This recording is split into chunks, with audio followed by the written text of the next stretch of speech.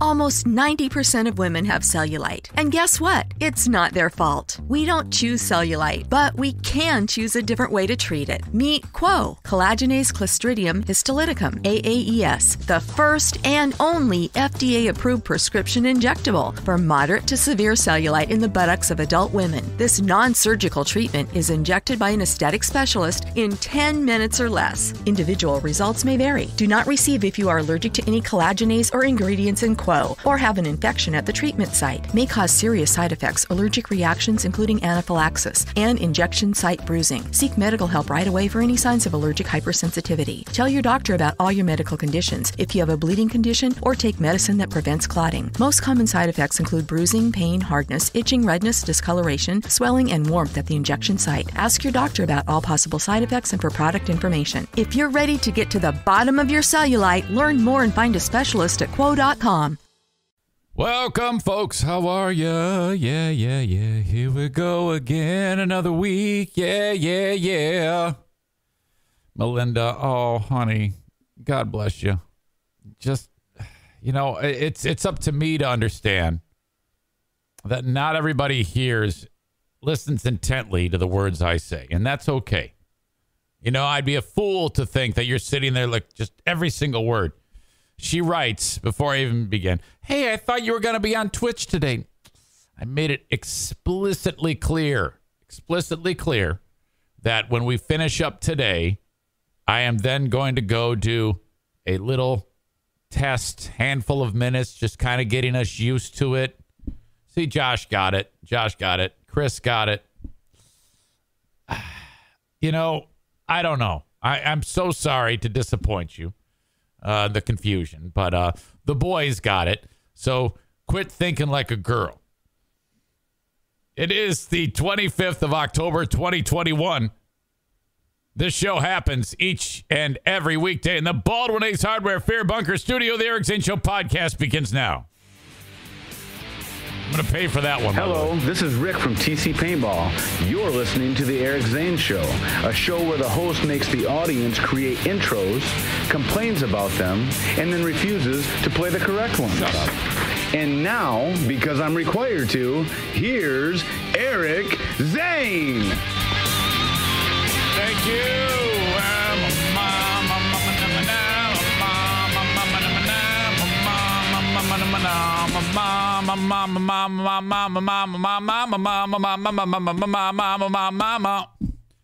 Just realized the dogs don't have water. If you can see over my right shoulder where it says Eric Zane Show, you see that little spot of red there? That's the water bowl. And they're going to need water. I've got water right here. Okay, I need to give them this water. Hang on. We'll do this all over again. Hello, this is Rick from TC Paintball. You're listening to The Eric Zane Show, a show where the host makes the audience create intros, complains about them, and then refuses to play the correct ones. And now, because I'm required to, here's Eric Zane. I thought this was supposed to be on Twitch today. I'm confused. Daily show where I discuss news, nonsense, and my personal adventures. Thank you for being here, part of it. All right. So, yeah, the show is underway. And, of course, you can check it out live for now on Facebook. Facebook.com/Eric Zane fan page. Brought to you by Irvine's Auto Repair, Grand Rapids Hybrid, and EV. Shit, I knew I forgot something. It says show title still says Friday. All right, I'm going to start the whole thing over again. This is the first ever time it's been 3 restarts. So, check back. No, I'm just kidding. I'll just have to fix it. Hang on a second. Off to a rough start. Monday, live with Eric Zane. I don't know if it'll change on your end, though.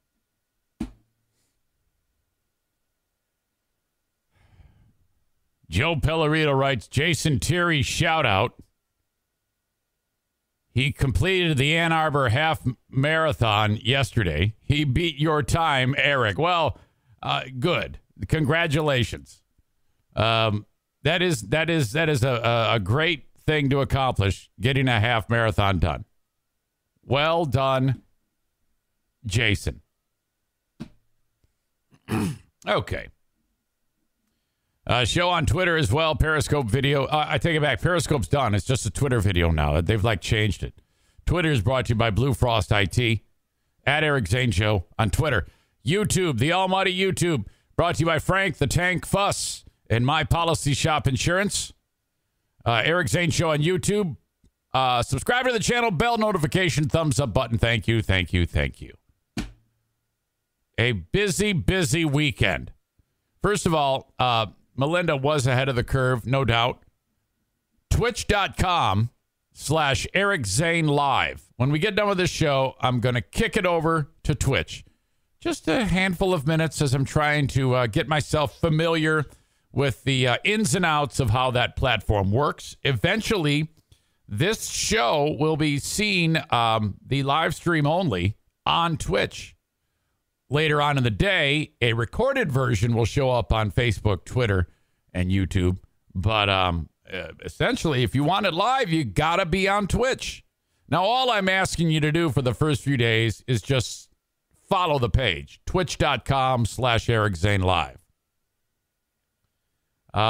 Shortly after getting started, this will bore you, but they will grant me affiliate status. That's when you will sign up with your Amazon Prime account. More details on that. But for now, don't even worry about it. Don't even worry about it. Just know that in these first few days, I will direct you with everything you need to know. And today, we'll do a follow-up show. Not a follow-up show. A handful of minutes on there. Honestly, don't expect any groundbreaking material from your old pal Eric Zane. Some of you, Brian, would say that I don't do any groundbreaking material. I'm just a lazy fuck. And I'm doing it all. I'm doing everything wrong. I'm doing everything wrong, according to Bleeding Heart Brian. Boy, normally when I lash out at someone, I feel bad about it. When I tell someone to go fuck themselves. And, well, I haven't on that one at all. Boy, that guy, he really showed his ass. If he apologized to me, I would be happy to say, well, yeah, I forgive you. I'm probably not going to keep you as close as I did. But of course I forgive you. The fact that he's he reaches out, no, you're doing your show wrong. You're doing everything wrong. And this is what you need to know and all this shit. And I basically just said, well, I don't know what to tell you, man. Take it or leave it. That's my show. We talked about that on Friday. And then I let him have it on this show. I don't feel in any way bad about telling that guy to fuck off. And that's rare for me. Like I indicated, I normally God, I shouldn't have overreacted. No, I feel pretty great about that right now. And then, I don't know, because any of you who have enjoyed anything on the show, and then if I did something you didn't like, you might say to me, oh, you fucking asshole, don't do Cardiff Electric anymore. But then to follow up with a super serious, dramatic, over-the-top email, it's oh, my God. That was, you would never dream of that. And all of you, when I read to you assholes email to me, you were like, who the fuck does this guy think he is? I was like, what the? All right. So that's where I left it. So he no doubt listened, and he's probably listening now, lurking, do it, whatever. I don't give a shit, frankly. I'm still so GD pissed off about this. He follows up Saturday. Subject line, end of an era. End of an era. You listening to a podcast is the end of an era.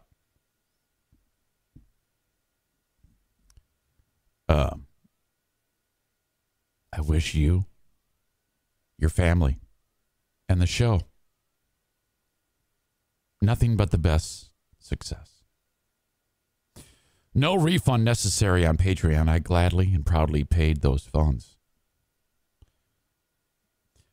If you ever feel as though you'd like to put this behind us, I didn't present anything in the first place. I was sitting there minding my own business, and you started telling me how to do my fucking job.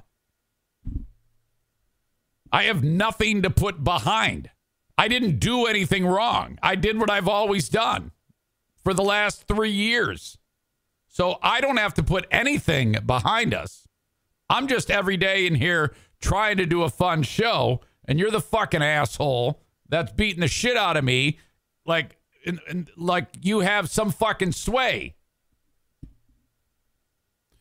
If you ever feel as though you'd like to put this behind us and possibly understand where I was coming from, you're not coming from anywhere. You sit there and you listen. I'd welcome that dialogue privately. Nah, no thanks. If I'm going to discuss anything, I'll do it in front of the people who care about me. So eat shit. You know where to reach me, if necessary. Best regards, Brian Post. What a dick. This guy really thinks he's something special. What a fucking crash and burn this was. What a cock. I wrote, I said all I wanted to say to you on the podcast and in my email. Again, if you don't like something about the show, see yourself out. And I've always said that.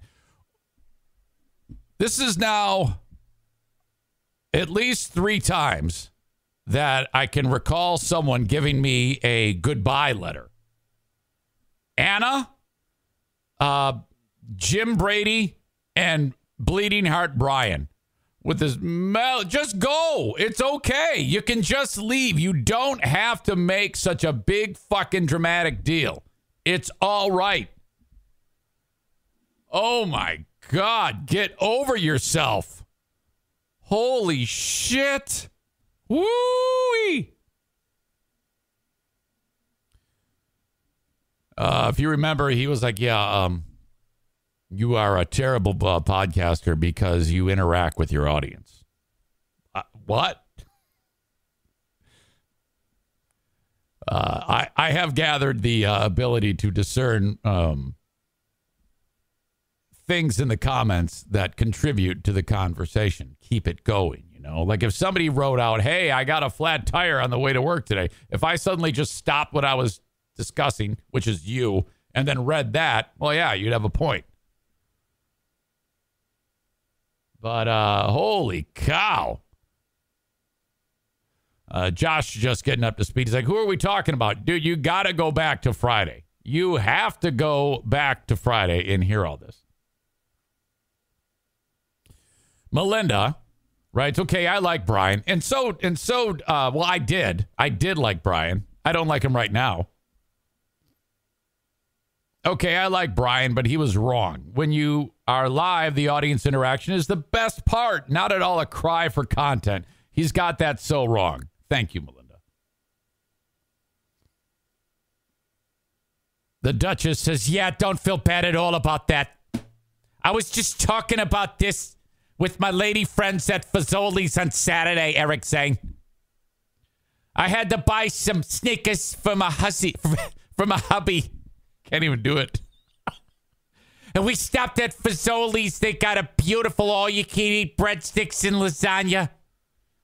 And we were discussing this exact thing, Eric, saying, don't you feel bad about that? Oh, my God.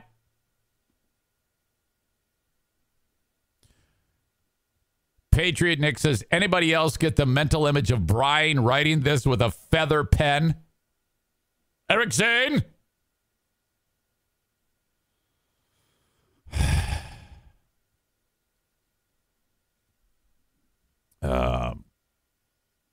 I'm not sure what Kent means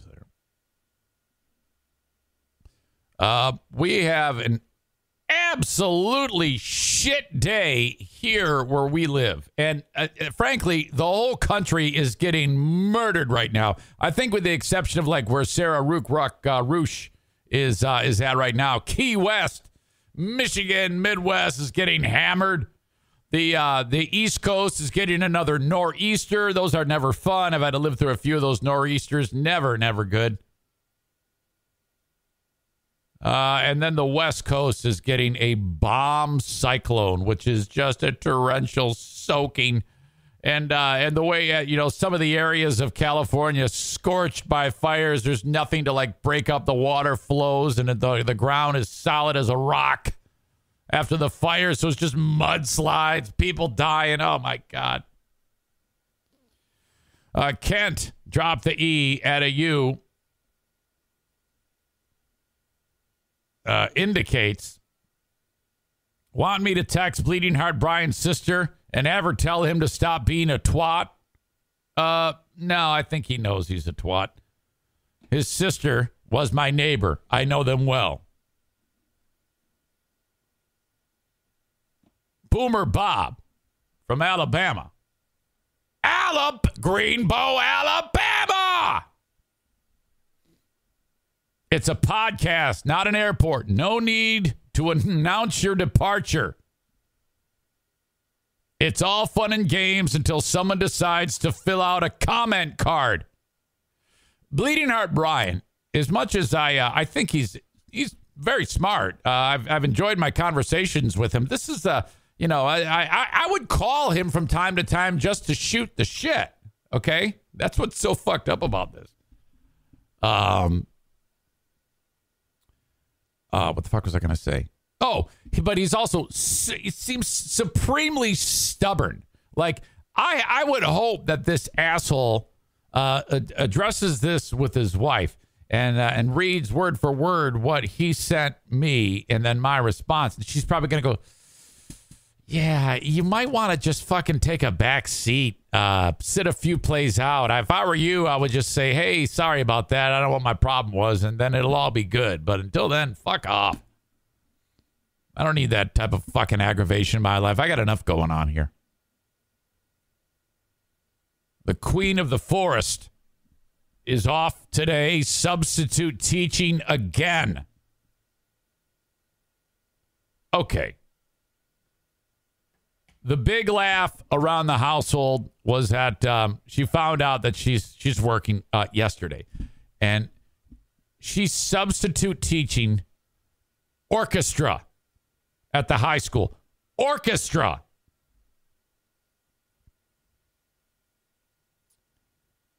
Okay, now I'm like, well, this is going to be great. Now, of course, she has to follow the lesson plan, so the teacher will have submitted something that the students can do in there. But I'm like, holy cow. Bunch of kids in the orchestra class. I can imagine these kids will all burn their instruments by the time you're done with them. Essentially, it seems to me like substitute teacher in a lot of ways, especially in this case. All you do is read the lesson plan that the teacher, the orchestra instructor, wants the kids to do, and then you just sit there, right?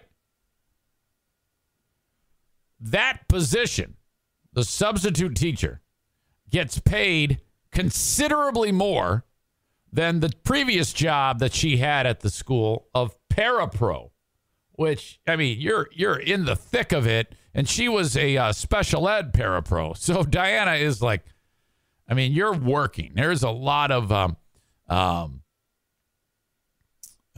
moments that require, a lot of active participation by the parapro, and just paid a horrible wage. They have got to improve the pay there. I think that's a thing that has to happen, because the money she's making now is like, oh my God, this is ridiculous. They got it ass backwards. But then they wouldn't have anybody to do the fucking substitute teacher job. It's just screwed up. I don't know. around the house this weekend. I have been getting my balls busted by audience members, by the Queen of the Forest, about how I've neglected basically everything in this household. I haven't, the whole business about the basement not being painted. Well, you need to know that I have replaced like running and shit like that. Not that I did a lot of it, as evidenced by my horrible performance in the Grand Rapids Half Marathon. But I'm like, okay, I'm focused. Let's do this. Great weekend. Your old pal, Eric Zane, was all about that. So I had to walk around the basement. First of all, I had to clean up all the dog poop that was down there. It's like it's my backyard. These idiots sneak down there and take a dump. Then, all the moldings that go around the door casings, and at the bottom of the wall by the floor, there's the trim pieces or the molding. I had to pop all those off. I was already about 2/3 of the way done with this, but there was like a ton more that had to come off. So that was on Friday. All of those come off. And then there's still like brads or little nails going through the pieces of trim that they all have to come out because I'm recycling all this shit. I'm not buying anything new. Fuck no. So I got to clip the brads and then pound them through and remove them, which is a huge pain in the ass. But there I was doing it. I was getting it done. I did it until the NFK went to bed. I was like, oh man, Queen of the Forest going to be happy. She was out drinking with her friend. Comes home. What to do while you were gone? I was like, I worked. Downstairs, go check it out. She's like, okay. So I'm like, this is great. Then she has been bugging me to get, okay, she buys like, pieces of furniture and things like that. And they show up. It's the stuff that you got to assemble with those like cam bolts and the shitty stuff like that. It's not expensive or anything, but there's these end tables that she purchased. And then she bought a dresser for the NFK and she bought a cat tree. And I'm like, okay, I wake up Saturday and there I was with my little Allen wrench building all this shit. And I'm killing it. It's all getting done. I'm like, oh, this is great. This is what it feels like to get something done around the house. And then, hey, Kyle from Dumpster Divers. Hey, Zane, I got a dumpy here for you. He drops off a dumpster. Oh, my God. And then it's like, I love this moment when you just start throwing shit into the dumpster. We threw out so much shit. Some of that stuff was still good, and I didn't care. TVs, oh my God. I wanted to throw out a bunch of laptops, but I heard you're not supposed to do that. I heard you're supposed to wipe them clean and then recycle them. But the dumpster is just more than half full of shit around this house. And there is no better feeling in the world than getting rid of it. Just get it out of here. Oh my God. While cleaning the closet in one portion of our house, I discovered something that is a piece of show and tell for the Eric Zane Show podcast. By the way, the Duchess says drill the hard drive. You mean like with like a drill? Like destroy it? Is that all you do? All right.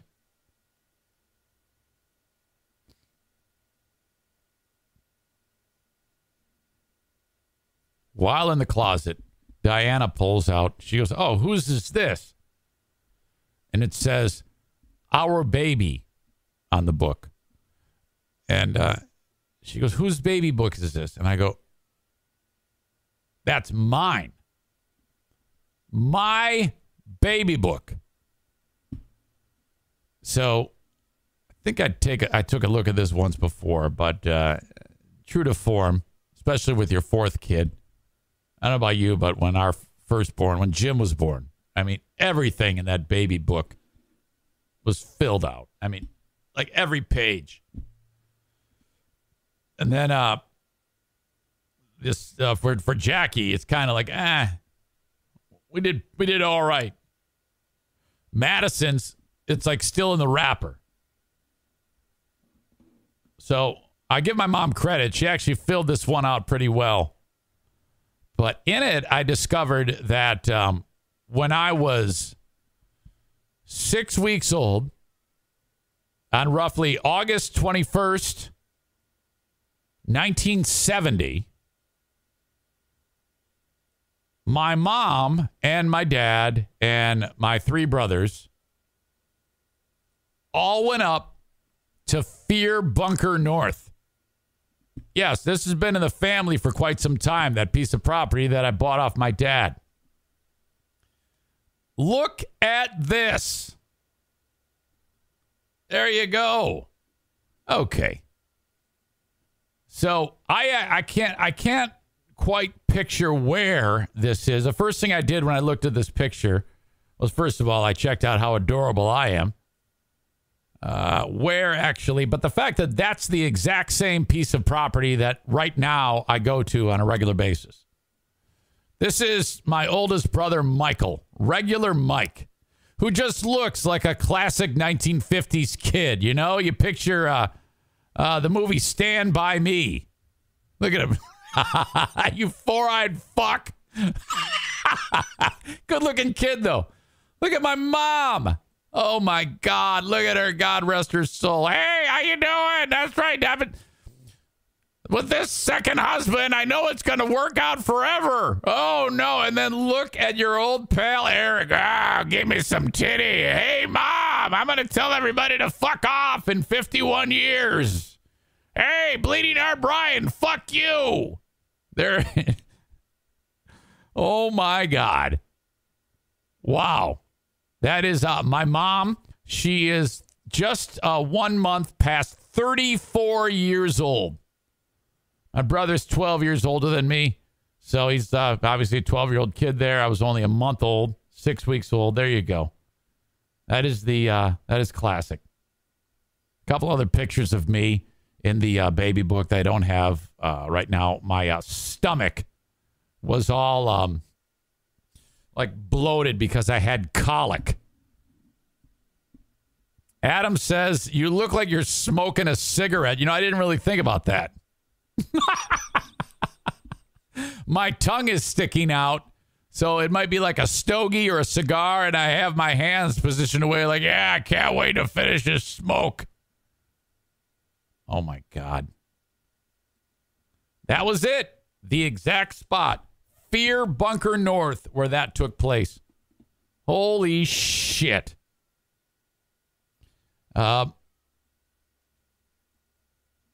Madison really looks like your mother, says Jason Schaefer. And that's funny because I have a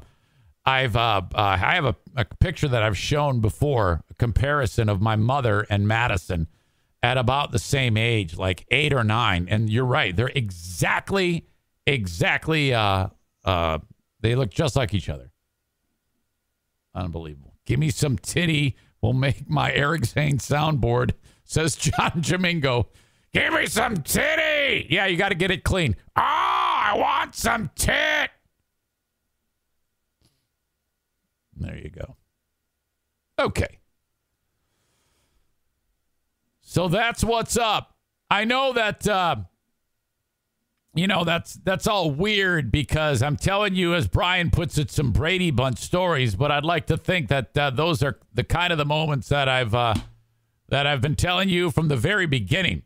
Not really much of a departure on my show from when I first started, which is why when I announce what this show is, news, nonsense, and my daily adventures, that's what that is.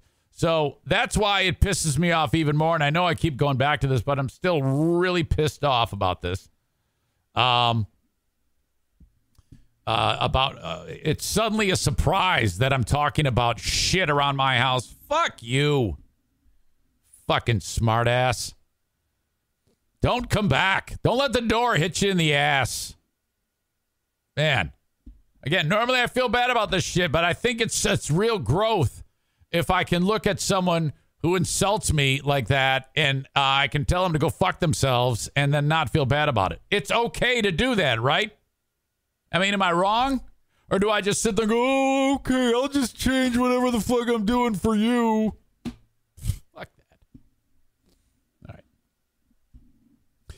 All right. Patreon.com/Eric Zane, Patreon. Patreon.com. That is the platform that I launched just about 3 years ago and made me incredibly happy and revitalized knowing that I could do a podcast and make a living doing it. So thank you so much if you've ever supported on Patreon. Even if you did and then stopped, that's cool too. You've really helped the show. Even like Brian, I thank him for being on Patreon for as long as he did. Hell, he might still be on there. I don't even know. I would doubt it after I've been telling him to fuck off for the last 2 days, but who gives a shit? That's your own problem. Patreon.com/Eric Zane. Eric Zane is all one word. If you want more content, go to my Patreon. I put a ton up there just so that you can have more to listen to. Okay? Hopefully you'll glom on to everything else that's going on that is on there. In fact, I sent out 5 emails yesterday to various Patreon members wanting to know if they wanted to play Smarter Than a Former Drug Dealer Trivia. In fact, Boomer Bob, I'm pretty sure I sent one to you about playing Smarter Than a Former Drug Dealer Trivia. So I am looking for a new player. All right? And you can, if you want to respond to that email, I can get you in here. You play Dale in Trivia on Tuesday. Okay. Adam says, perhaps it would help soothe your rage if you mailed out an LP or something. I swear to God, you're right. I have to send you the Twisted Sister record. Adam says, also, I've never played. Invite me. Well, I haven't heard from these bastards, so that's a great thing, as long as your phone works. Yeah, dude, I got to send you that record. I am so sorry. I'm such an idiot. Yes, it's coming. I know I've said that before, but I don't mean it again. All right. Patreon.com/Eric Zane for more content. It's all available there, up to 15 hours plus of content on my Patreon.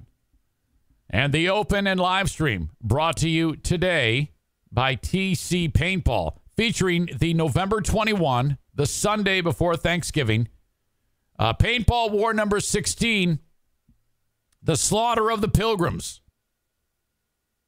Okay? If you are in, you got to reach out to me. Eric@ericzaneshow.com if you want to play paintball. You can't write in on the live stream because I don't see all those messages. You got to send me an email if you're coming. Okay, so I'm hoping to get Gabe the Honduran and his crew, which numbered, I think, 14 for the last one, which kind of got screwed up. That's a ton. Holy shit. You guys, all you dudes, Gabe the Honduran and his band of Mexican friends, you all can dress up like the Pilgrims, okay? And then all these crazy white people will dress up like the Indians. And we'll have a big, crazy, weirdo war on the paintball pitch. That would be fantastic. TCPaintballGR.com if you want to schedule your own party. For Paintball War 16 on November 21, it's going to cost you $35. That is a discounted rate. You get a pizza party beforehand from BC Pizza, and I want to see you all there at TC Paintball. Thank you. Yeah, I'm pretty excited about getting a little bit of work done finally on the basement. That means I'm one step closer. Probably still have to go another 1 million steps of getting Bennett Flooring Installation to install some flooring in the Eric Zane Show podcast household. When you need the flooring installed, call Bennett, 616-318-0167. That's 616-318-0167. They'll come to your house if you are in the West Michigan area. Call or text that number and say, hey, can you come see me? If you say, well, I'm up in Traverse City, that's probably not going to happen. But if you're in the area, this is what you do. You won't find a cheaper way to get something done so professionally. Okay? As professional as anybody. I would say, dare I say, more professional. You're just not paying the big ticket. All right? So there you go. And then, of course, we have comedy going on this week. FullHouseComedy.com. First of all, Rodney Norman, who looks like he's homeless, is going to be at the Park Theater coming up on October 28th. This guy might be 40 years old, But because he has gray hair, a long beard, and long hair, he looks like he's 65. You hear that, Jason Terry? Shave your dumb beard. On the 29th, Rodney Norman is going to be at Rockford Lanes. And then on the 30th, Back Alley Comedy Club in Muskegon. You want tickets? FullHouseComedy.com. Okay, hang on. Got to take a drink.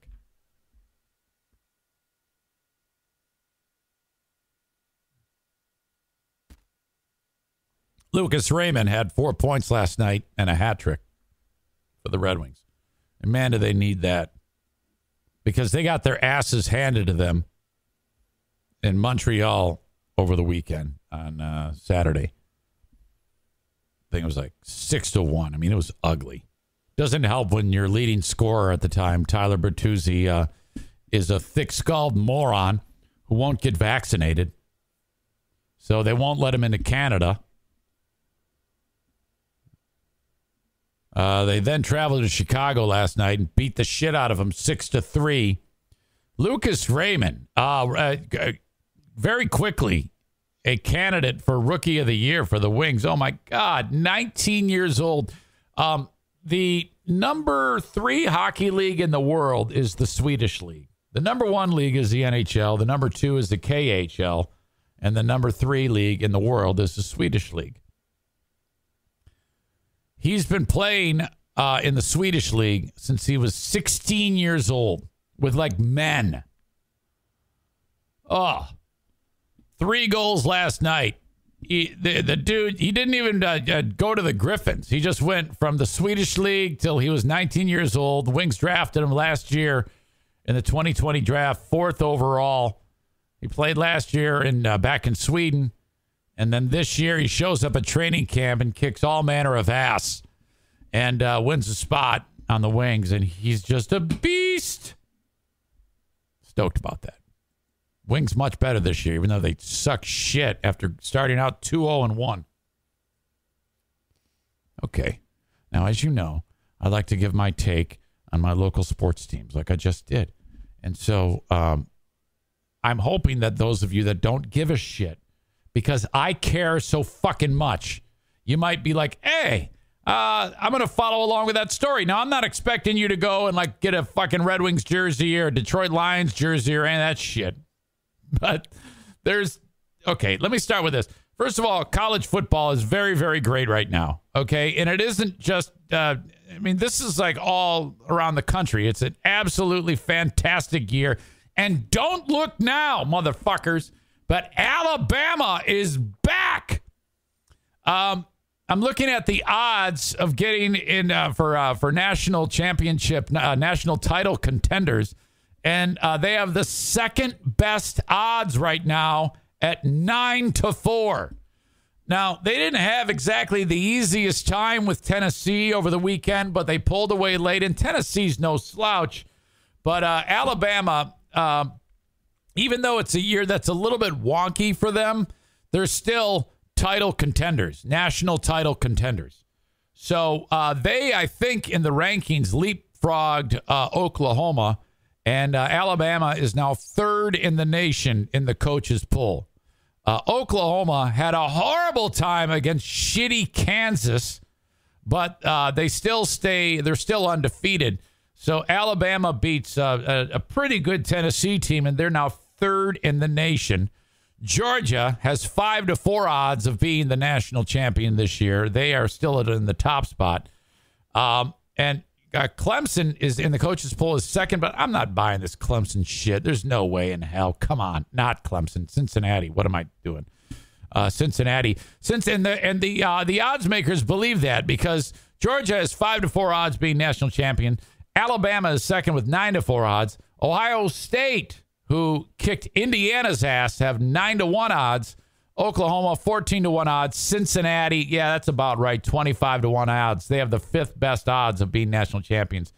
So at the end of the day, like if the playoffs were to start right now, I would hope Cincinnati would be out. I don't think they would be because the polls don't go on odds. They go on, points and polls, not odds. But as it stands, the Wolverines have 40-1 odds after they beat the shit out of Northwestern, as they should have. Oregon, 60-1 odds. Penn State, 80-1 odds, even though they just lost. And Oklahoma State, 80-1. Michigan State, 80-1. So these are all long shots. Penn State, OSU, Michigan State, Iowa. Even Oregon at 60-1. However, 6 is taken on 9 on Saturday from Spartan Stadium. Michigan travels to Michigan State. Oh, my God, they're both undefeated. Fuck yes, that's the game of the weekend. I love that. Again, I don't have a rooting interest in either one of these two teams. I don't give a fuck. I just love the drama. And you get the backyard brawl. Holy shit. It's about time that this game meant something. You know, I mean, who knew that this was going to happen at the start of the season? If you looked ahead of this game, you'd have thought like both teams would suck tons of dick. But they're killing it. They're both playing very, very well. In fact, okay, you can't, it's some things would have to happen. I think that if Michigan or Michigan State, wins out, I think you got a pretty good chance that either one of the teams, if they win out, to being in the playoffs. More so Michigan. Because they're higher ranked right now. But I think that if they both go unbeaten, you would have to put them into the playoffs. I mean, seriously, there's how many unbeaten teams? You got Georgia, you got Oklahoma, Cincinnati, Michigan, Michigan State right now in the top 10, I believe, are the only unbeaten teams. All right. So this is great. I love this. I am really stoked about that game on Saturday. The bummer is it starts at noon. Come on, that's a 7 p.m. game, man. Come on, the whole world needs to see that when they're all fucking drunk. If that game happened in East Lansing at 7 p.m. after that ridiculous partying bunch of student body students at Michigan State, oh my God. It's different, Michigan State partying than Michigan partying, okay? If that game started at 7 p.m. and then Michigan State won, it would be like an asteroid hit East Lansing. The whole city would burn. They'd rip out all the seats. They'd rip the goalposts down. They'd rip up the turf. Everyone would lose their mind. Bunch of crazy fucks wandering in the street. Wow, would that be fantastic? It still might go that way. Josh says, are you saying we won't be drunk by noon? No, I don't doubt it. As well as you should. And then you're going to watch that game. Spartan fans, if they win that thing. My God. Michigan fans, I don't know. I don't really expect too much from Michigan fans when it comes to couch burning. But Spartan fans, I expect couch burning. And you better. There better be a frickin' riot. Sam says a pretty good chance. If either of them win out, they will be in. Well, yeah. Hold on a second. Let me take a look at that. Let's just say Georgia wins out. If Georgia wins out, would that mean that they would... Okay, that would mean that... okay, so if Alabama plays Georgia in the SEC championship... And I think they would. Are they in different divisions? Is that a thing? I don't even know. And I'm too lazy to look.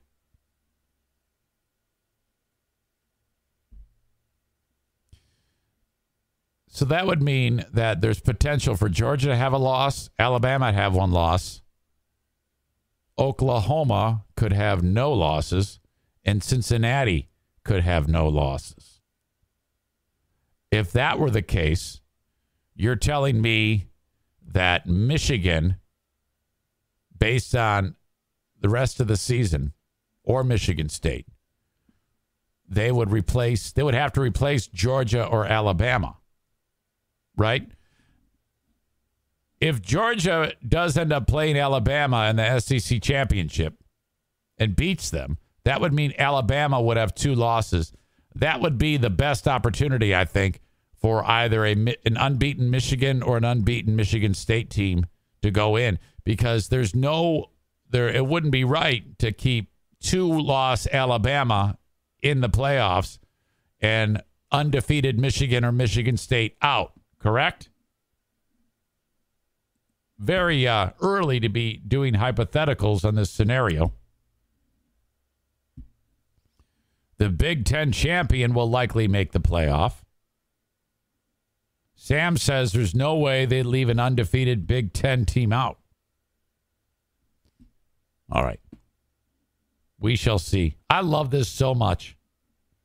So fantastic. Zane, I'm really impressed with you following sports. Yesterday, the Lions pulled out all the stops on the road in Los Angeles. A lot of fight in those Lions. They got to keep that type of intensity. You'll win some games this year if you play like you did yesterday. Fake punts, fake field goals, going for it on 4th down. Before I get to that, Sam says you're probably some Minger State fan, aren't you, Zane? I already spoke of this, asshole. Were you not listening or were you not here? I said I don't give a shit who wins that game. I don't care. I don't have a rooting interest in any college football team. I just love the games. I love the drama. I do not have an allegiance either way. When I was a kid, I rooted for Michigan. Sam says, no, I just got here. Well, all right, you're excused. Anyway, back to my lines. Everybody, this is what we talked about before the weekend when I had Hugh on. I go, it would be just like them to suck us back in and somehow beat the Rams. Now, they did not beat the Rams. Okay? Schaefer says, hey, I called it last week. Do a bunch of trick plays and Hail Marys. What do you have to lose? Well, you're right, because they did that. And, man, it was fun. Hey, I mean, excuse me, we all knew what the fuck was going to happen there. I mean, they started doing the old settle for field goals thing that we've grown accustomed to. Stand by. My throat's killing me. Sorry about this. So we knew that was going to happen. But I fully expected that with the second half getting underway, that the Rams would have made some adjustments and just started beating the shit on the Lions. But they didn't. I was really liking the way the Lions were able to run the ball, first of all. And they were doing it like old school 3 yards in a cloud of dust. But they were getting some huge, they were gashing the Rams defense with some of those running plays. I guess the guy is DeAndre Swift, and then some other guy, I think they got him from Green Bay, named Williams. I don't know who the fuck he is. But those two guys ran the ball. Oh, my God. There was one play in the first half for the Lions where that DeAndre Swift dude, who looks very powerful, was running the ball, and some little shit, skin and bones, pipsqueak defensive back was trying to tackle him, and Swift hit this poor son of a bitch, and his body went, oh, it was all like contorted, like everything just blew up inside of his skin. And I'm like, oh, that guy's paralyzed. There's no way this guy's ever walking again. His spine is going to shoot out in powder form out of his dick tip because of that impact. Did you see the play I was talking about? The guy just laid there like, oh my God. He's like Stephen Hawking laying there in the field, and they're all gathered around him. Coach for the Rams comes out. He's like, how you doing? What's going on? You're all fucked up. This guy, he didn't move. And Swift's like, yeah, I'm a bitch. That's right. That guy, those two dudes they are punishing painful running backs, those two. Oh, my God. And So then, and so the offensive line was run blocking very well. They were just running like right off the center and right off the guard, right off the tackle. Oh, God. They were really, and then, so you got like the Rams are up by 5 points. Okay. And the Lions get the ball. And they're marching down the field, just handing the ball off to these two bitch running backs. And the defense of the Rams like, oh, no, don't give it to him again. Please do something fucked up. Throw a pass so we can pick it off. And I think there was a running play that got called back on a hold, which didn't look like a hold. That's typical Lion thing that have happened to them, or some bullshit call on the left guard. I think it was Penei Sewell got called. Just bullshit. Maybe it was a tight end. And so then you're looking at, I don't even know if it was third down or fourth down, but we put two receivers to the right side, and it was shitty because Goff threw the ball into the end zone, and there was like 45 members of the LA Rams in the end zone. And Goff's like, yeah, this looks like a great place to throw the ball. And it was, fuck. It was a horrible looking play from the beginning. Everybody was all bunched up there. You got two Lions, 56 members of the Rams, and Goff throws it to, some guy, Jalen Ramsey something or other. I don't know who the fuck he is. Easy pickoff. Game over. And that's it. I was like, I even tweeted about it. I was like, we knew that was going to happen. I'm not even mad about that. That is supposed to happen. Okay?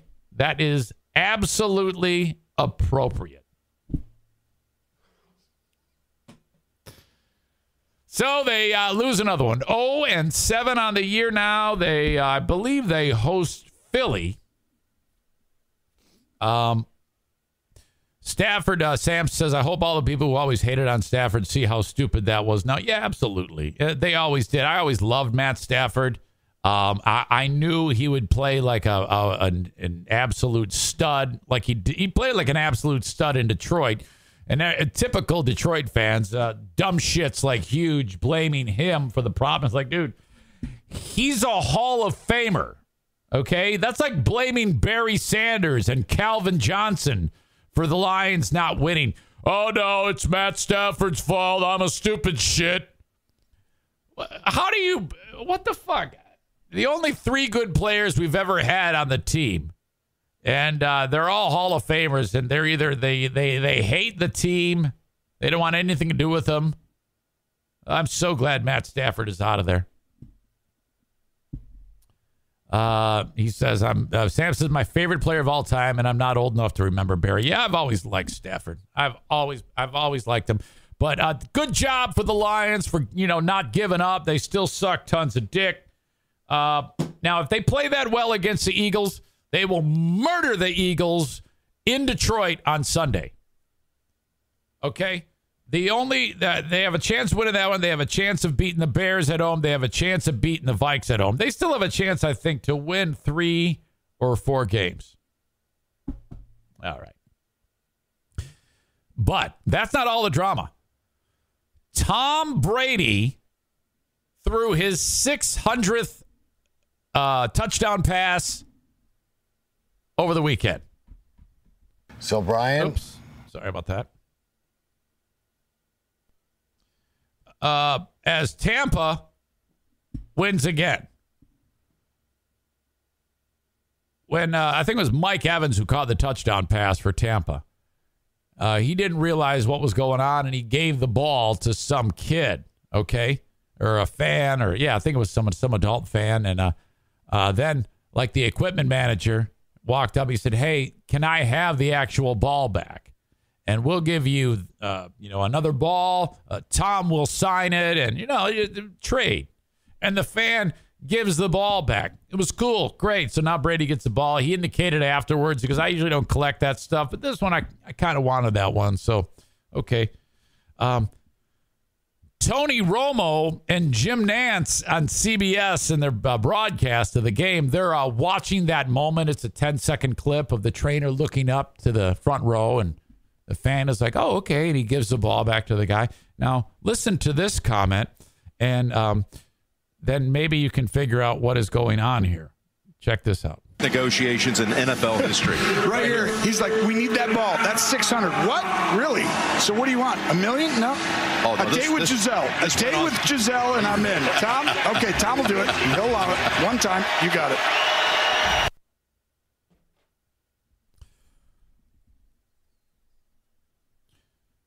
Tony Romo made a silly joke. And let's fire up the outrage machine. Let's fire up the outrage machine. Yeah. We're gonna get outraged. Gonna get outraged. Fire up the outrage. Fire up the outrage. Fire up the outrage. Yeah, fire up the outrage. Let's get pissed. Let's get really pissed. Let's get really pissed. Fired up the outrage machine. Yeah, let's cancel Tony Romo. Whoa. I never really got the gist of that. That was horrible. Tony Romo said, oh, yeah, I get a date with Giselle. What? People are so fucking pissed. Romo is under huge fire from the Twitterverse, which means nothing. It's not a real place. It doesn't mean shit. Tony Romo's joke about Giselle went viral. And basically, this is what happens. This is how you write a sports blog. You just take people's tweets, put a few words around them, and you've got a piece of material. And that's fine. I don't give a shit. I just love looking at how stupid people are.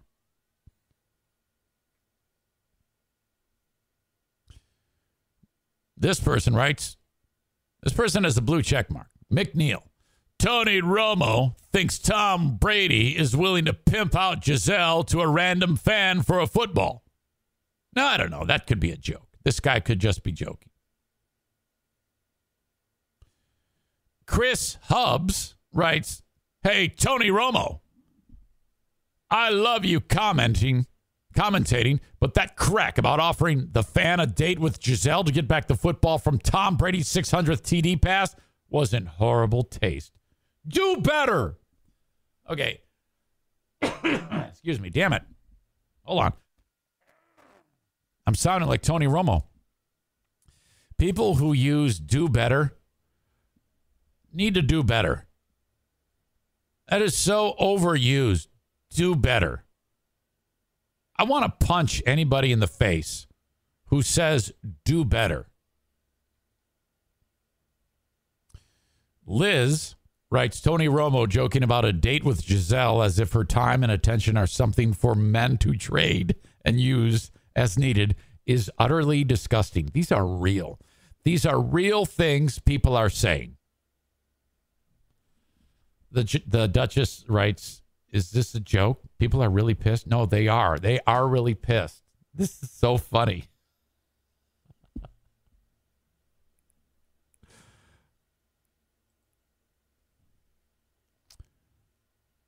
Shalise writes, unlike to become a column, but the number of people saying the Bucks fan who gave the 600th TD ball back should get a night with Giselle. Gross. Y'all literally pimp out your wives, significant others for memorabilia? Really? No, not really. It's a joke. Okay? Not really.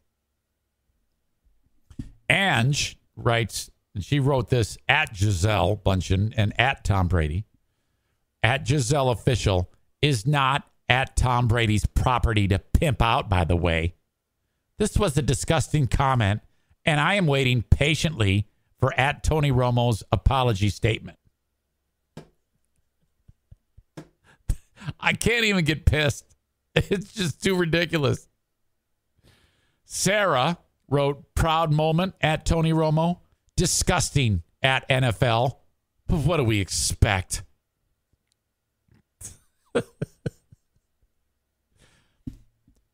This person who has a Pittsburgh Penguins logo for a Twitter pic, so this makes all the sense in the world because Penguins fans are twats.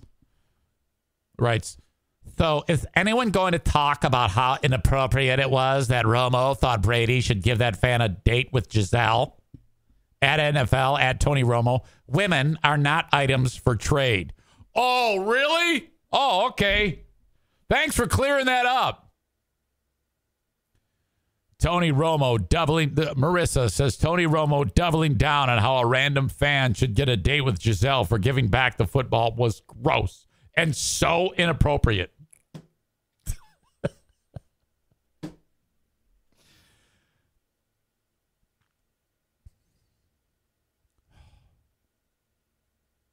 Tony Romo has just yet to speak out about his comments. Well, oh man. So I just finished watching the back half of Chapelle's The Closer. He talks a little bit about this type of mentality in the world, about ruining attempts to ruin a person's livelihood over things like this. Now, this will never happen, I don't think, to Tony Romo. Now, if this happens, we need to actually have a civil war. I would actually encourage war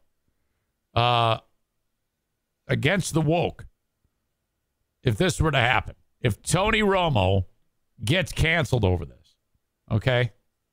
I mean, this one might be the most ridiculous thing ever. Oh. Melissa says, I'm no Giselle, but I'd go on a date with Tony Romo. Well, who wouldn't? I'm right there with you. Good point, Kate. Although I'm sure Terry Bradshaw is thrilled the heat is now off of him. That's right. Didn't Terry Bradshaw do something when he said, you got your boots and your shirt and... And you've got your cowboy boots on and your shirt.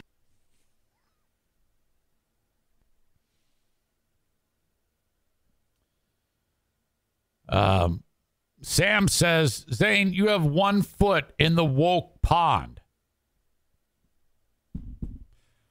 I will go this far with you.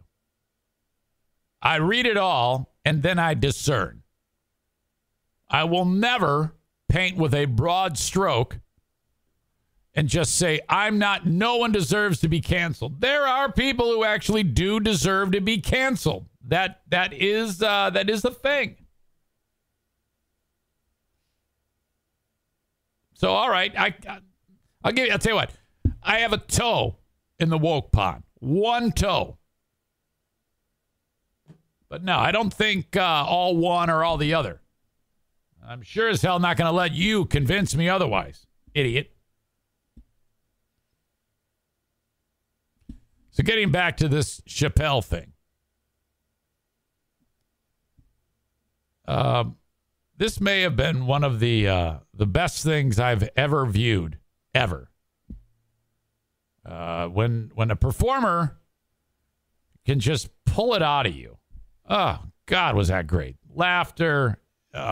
Just even more so than that. There's a very serious side to the end of The Closer with Dave Chapelle. But my God, what a skilled, wonderful soul he is. I can't get over him. I actually feel blessed that someone is like him is willing to share what he shares. Oh, my God. Just can't get over it. Absolutely fantastic. And I now have figured out why he called it The Closer. At least this is what I think. I don't know this for sure. Why is it called The Closer? I might be wrong here, but I think what he's referring to is the last 15 minutes of it. Everybody's like, yeah, we all knew that. his final story, his final anecdote. It's one part serious, one part funny. It's all real. His closer for the show. And oh God, when he wrapped that up, and then it was more than a mic drop. It was a mic flip. It was like, motherfucker, here it goes. Ah, so good, so fucking great. Sam, who needs to be bitch slapped, writes, he's an amazing comedian, but I didn't like the closer. How? He says it felt like an apology to the woke. Oh, you're so full of shit. Grow a fucking ear. It was anything but an apology. It was him doubling down, you idiot. Oh, God. Oh, shit. You know, I want to, you deserve 300 seconds. But I'm in too good of a mood to give you 300 seconds. What an asshole thing to say. An apology? He told transgender people to suck his dick. What type of apology are you talking about? Watch it again, you fucking ditz. Oh, that's one of the dumbest things I've seen today. You just earned asshole of the day points. Holy shit. An apology? Oh, shit.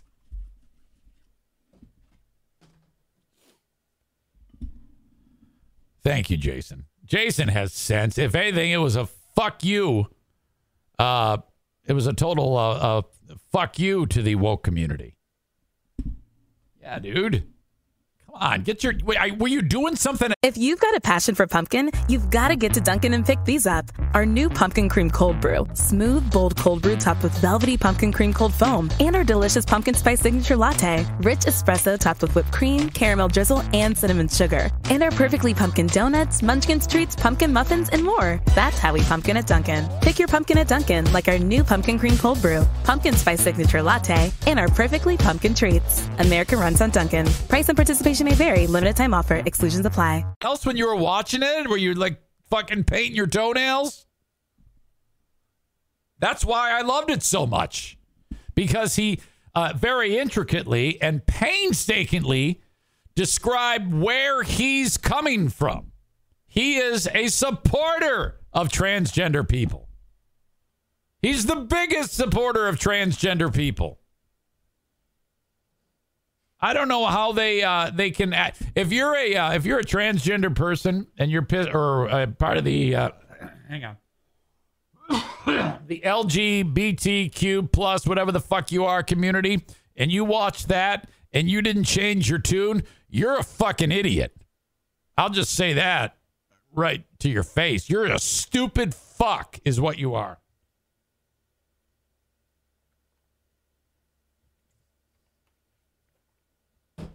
All right. Watch that thing. While I'm at it, Adam writes, he's the only comedian who has actually made me cry during a performance. He's talking about that exact show. I know what you're talking about, Adam. That story about his friend got me. You're not the only person I've heard say that. Yeah, I love Chapelle, but I didn't like this. What? This was a masterpiece. Jesus. All right. What was I going to say? There was something else here I wanted to read.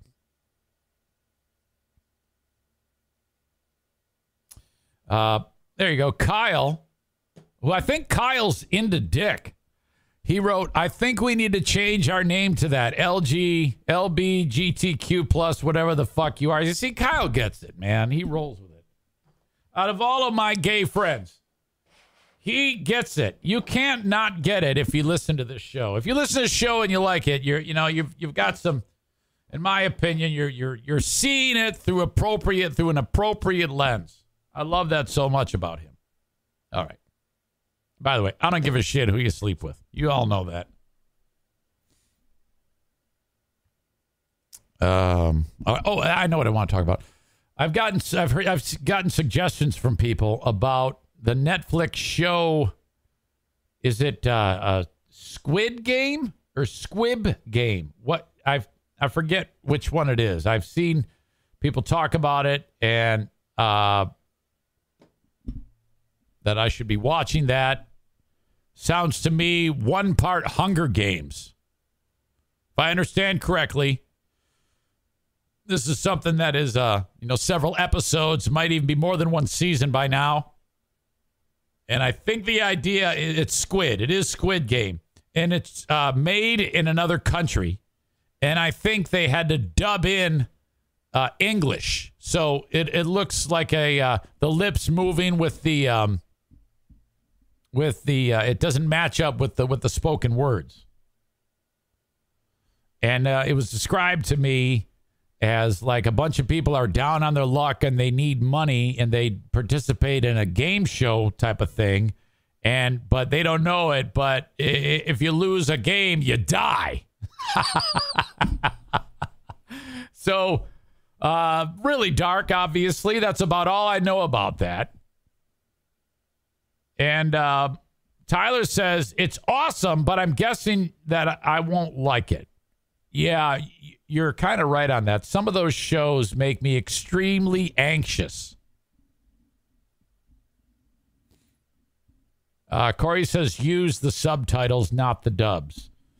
I could handle that. I've watched shows with subtitles before, and I can follow along. I can read enough. I can read well enough that I can make it out. But I don't know, man. I am very, very selective on what I choose to watch. Oh, so I don't know. We'll see. But I just couldn't get over that Chapelle thing. It was so sweet, dude. Okay. Now, where I live, everybody has a problem with, well, there's a lot of crazy fucks where I live who hate gay people and hate transgender people. All right. And as I understand this correctly,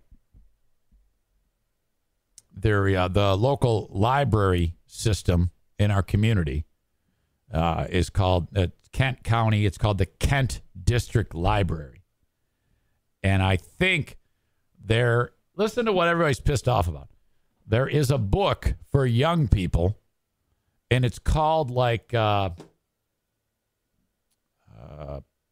Checkmate or Check Me or something like that. It's a hockey book.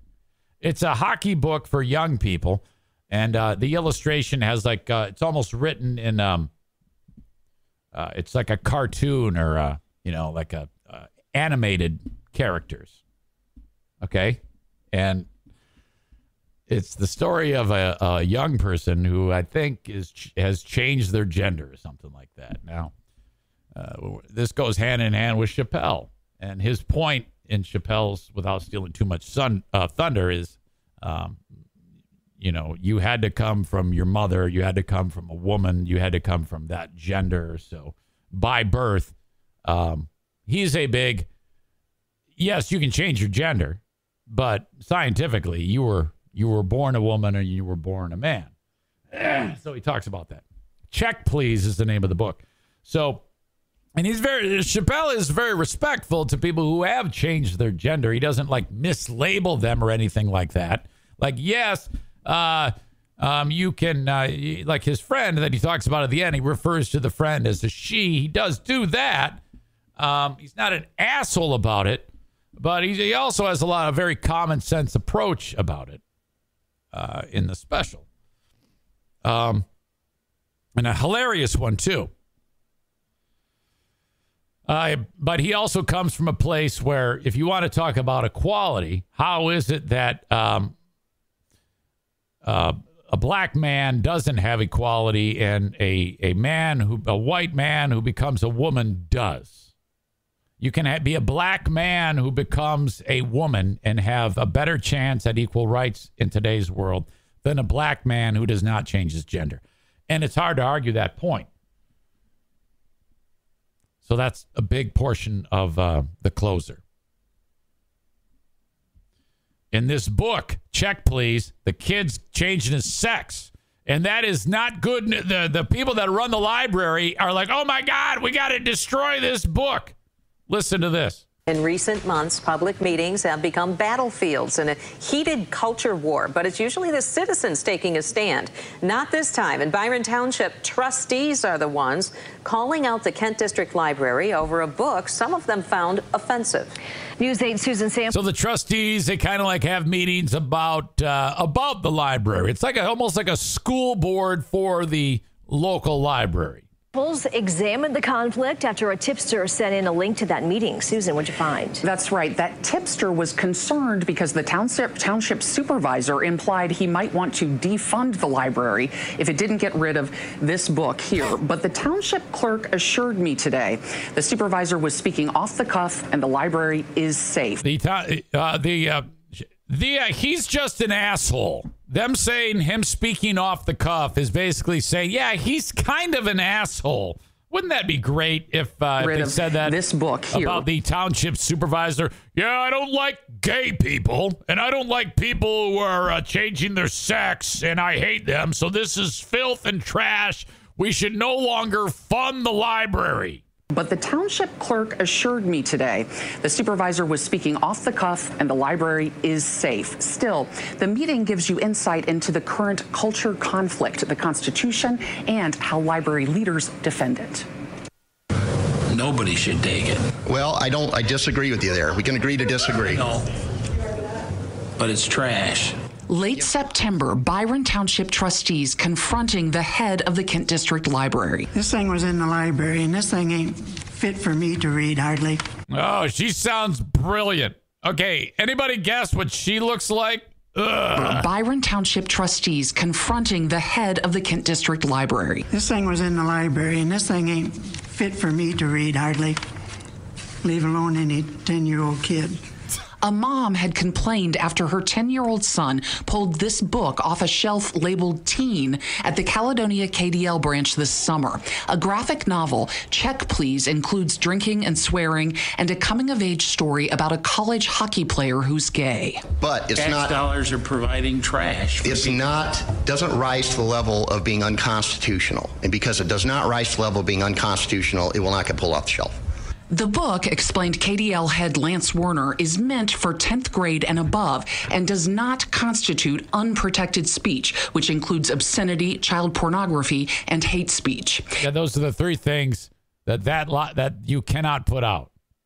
That would be, it would be okay if the book had those three things: child porno, hate speech, and the other thing. If the book were any of those things, Warner says they would pull it.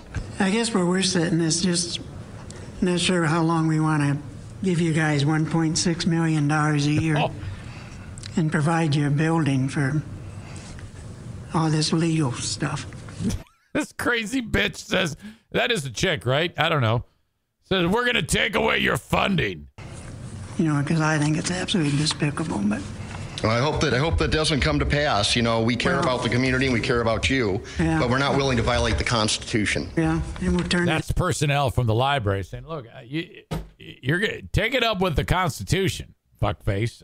It's not my decision to make. You're gonna have to go fight that." Into a shoe store. That'll be too bad for the kids here.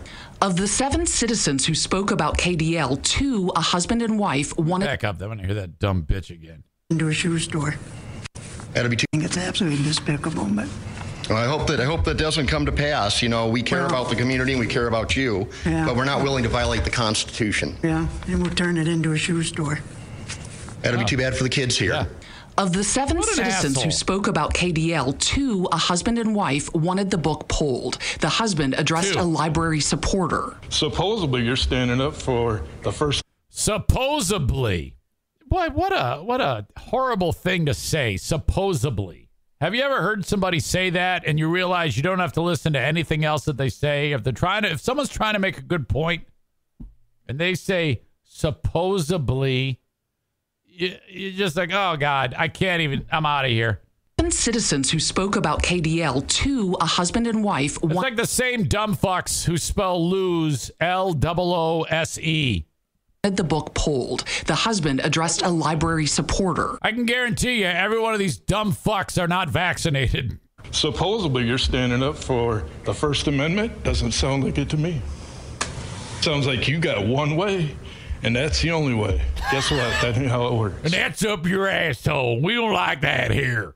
From one of the library's 5 defenders. If I didn't want my child to have it, my child would have it. But I am not about to take something off the shelf and go back to World War II times where Hitler was having books burned because he didn't agree with them. Because he felt they... KDL, which has 20 branches, says it has had 4 challenges to books so far this year. Citizens fill out a form. KDL usually gets 2 to 3 challenges per year, so there is an uptick. The American Library Association tells me it's seen an increase in efforts to remove books too, especially books about racism. Back to you. Okay. Certainly controversial, wow. Susan. We'll continue to follow it. Thank you. I live in a fucking hellhole. I am surrounded by fucking morons. Okay, not all of them, but enough. There's enough stupid. I think it's like that everywhere you go, frankly. But what a bunch of fucking idiots. Oh. Okay. In the chat right now. Just caught my eye.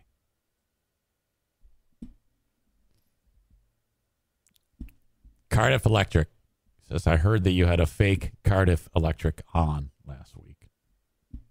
Well, that is another variable I never considered. And let me just tell you, Cardiff Electric, if that is true, that fake Cardiff we had on last week pissed off everyone.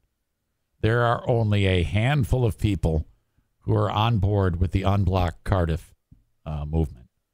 They were so upset at me for featuring you on the show. Kenny, Dirk, they didn't like the fake Cardiff on here. So perhaps I should have the real one on again to prove the excellence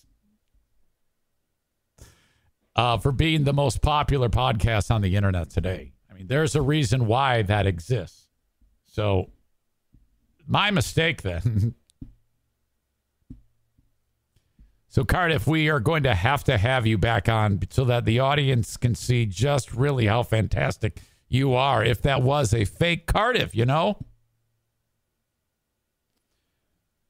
Now, and I'm also not seeing right now, Cardiff, the usual people that are voicing their displeasure about you. In fact, I'm seeing nothing but support. Cole from Colorado Springs, Colorado. Aram in Nashville, Tennessee. Patriot Nick now goes by Cardiff Electric #1 fan. So you see, Cardiff, that the movement is growing. And I'm not seeing any hatred on the live chat right now. So clearly, they love you now.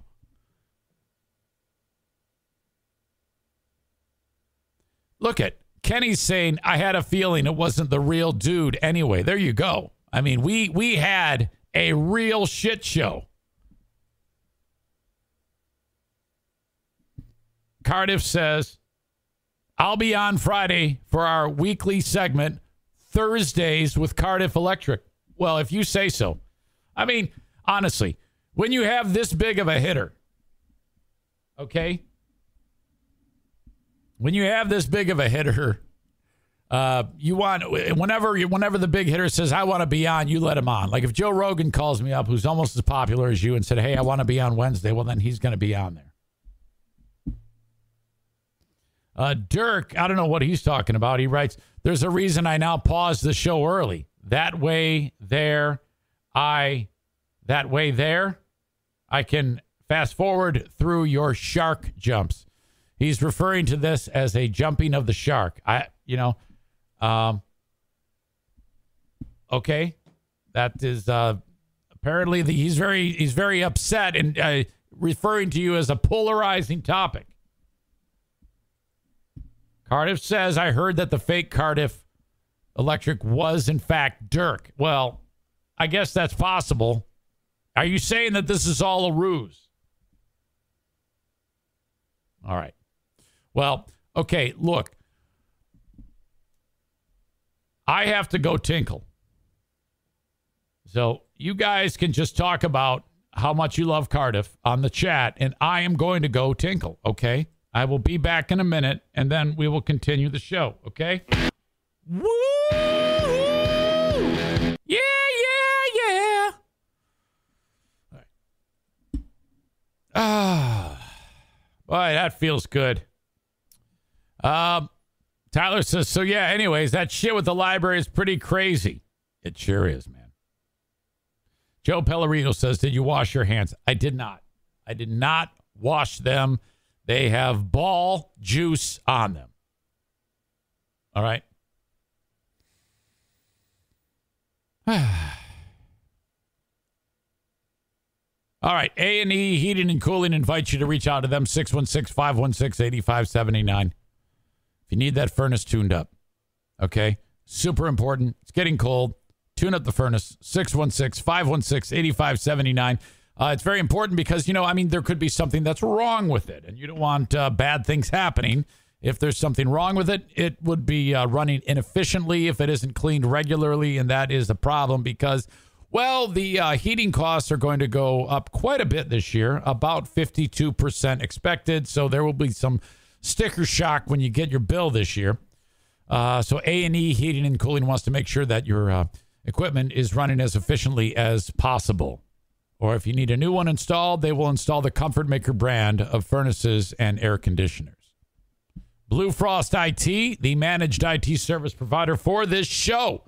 If you, in your small or medium-sized business, need any type of tech help, reach out to Blue Frost IT, whether it's a project work, like they're redoing the office or something like that, or you're moving to another facility and you need the infrastructure set up in the walls with line drops and things like that.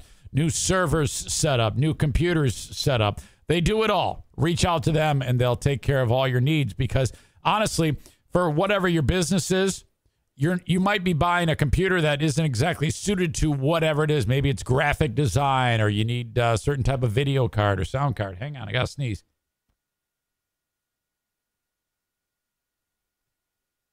It's there and it won't come out. All right, screw it. Don't you hate that? You're like, oh. Anyway, also, if you need managed work done, so if you get in the weeds, what are you going to do? Unplug everything and take it to Best Buy? No. You call on Blue Frost IT. You are already set up with a monthly stipend to them, taking care of them so that they are your tech support. It's like having your own staff. Okay, without having to pay for insurance and parking passes. Blue Frost IT, call them 616-200-8550 or reach out on email info@bluefrostit.com. Okay, and then you got this one. The Mario Flores Lakeshore team of Van Dyke Mortgage, no matter where you are in the U.S., with the exception of South Carolina, Maine, Hawaii, and Alaska, reach out to the Mario Flores Lakeshore team of Van Dyke Mortgage, 231-332-6505. Thank you so much. Get a mortgage before you start shopping for the house, and make sure that you shop for a house that's $10,000, $20,000 less than the mortgage that you have been pre-approved for, because there will be a bidding war. NMLS number 3035. Okay. Update on Alec Baldwin. This is messy. This is starting to get really weird. Okay. First of all, the assistant director said, we got a cold gun. He's walking around with like a cart of prop weapons. Alec, this gun is cold, which I guess is slang for completely safe.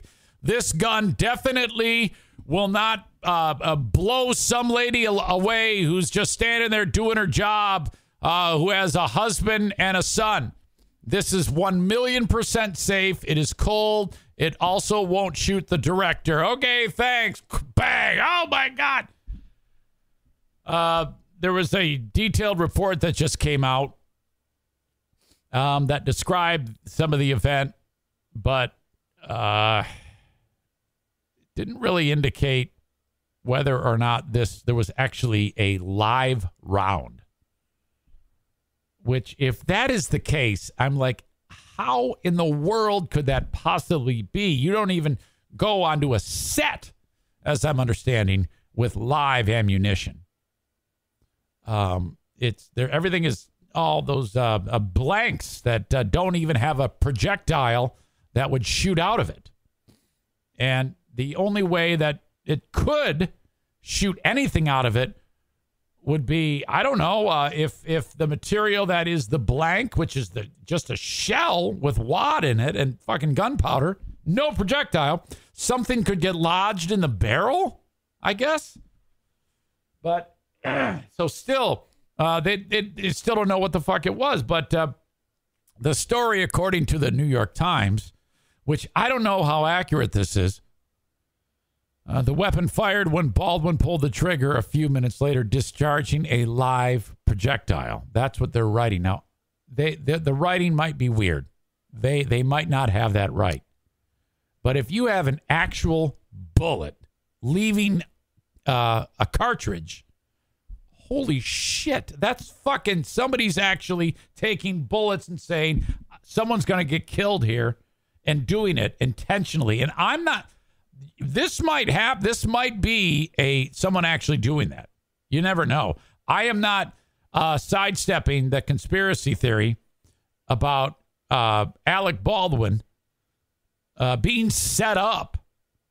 That's what I floated last week. And I'm seeing a few discussions of this online from various crazy websites, you know, the usual crackpots that exist in the world, which I don't even like contributing to that. But if we do find out that it actually was a bullet, then there's like, well, how the fuck does that happen? What? Where? Huh? So there's that. And then there was the crew working the film describing on-set gun safety issues and misfires days before the fatal shooting.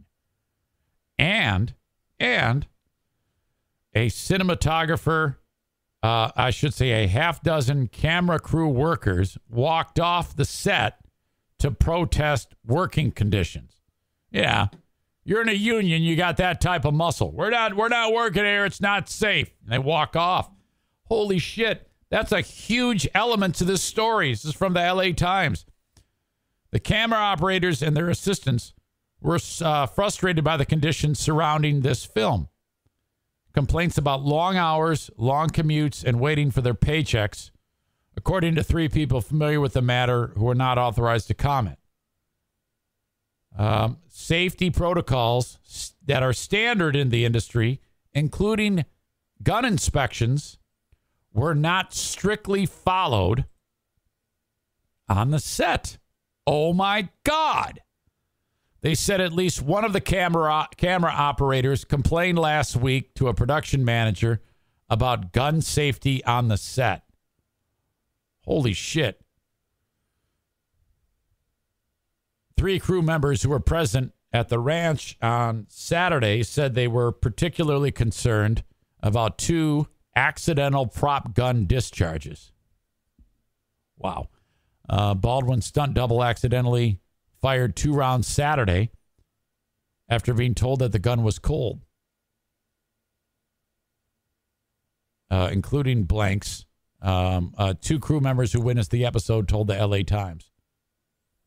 There should have been an investigation into what happened, a crew member said.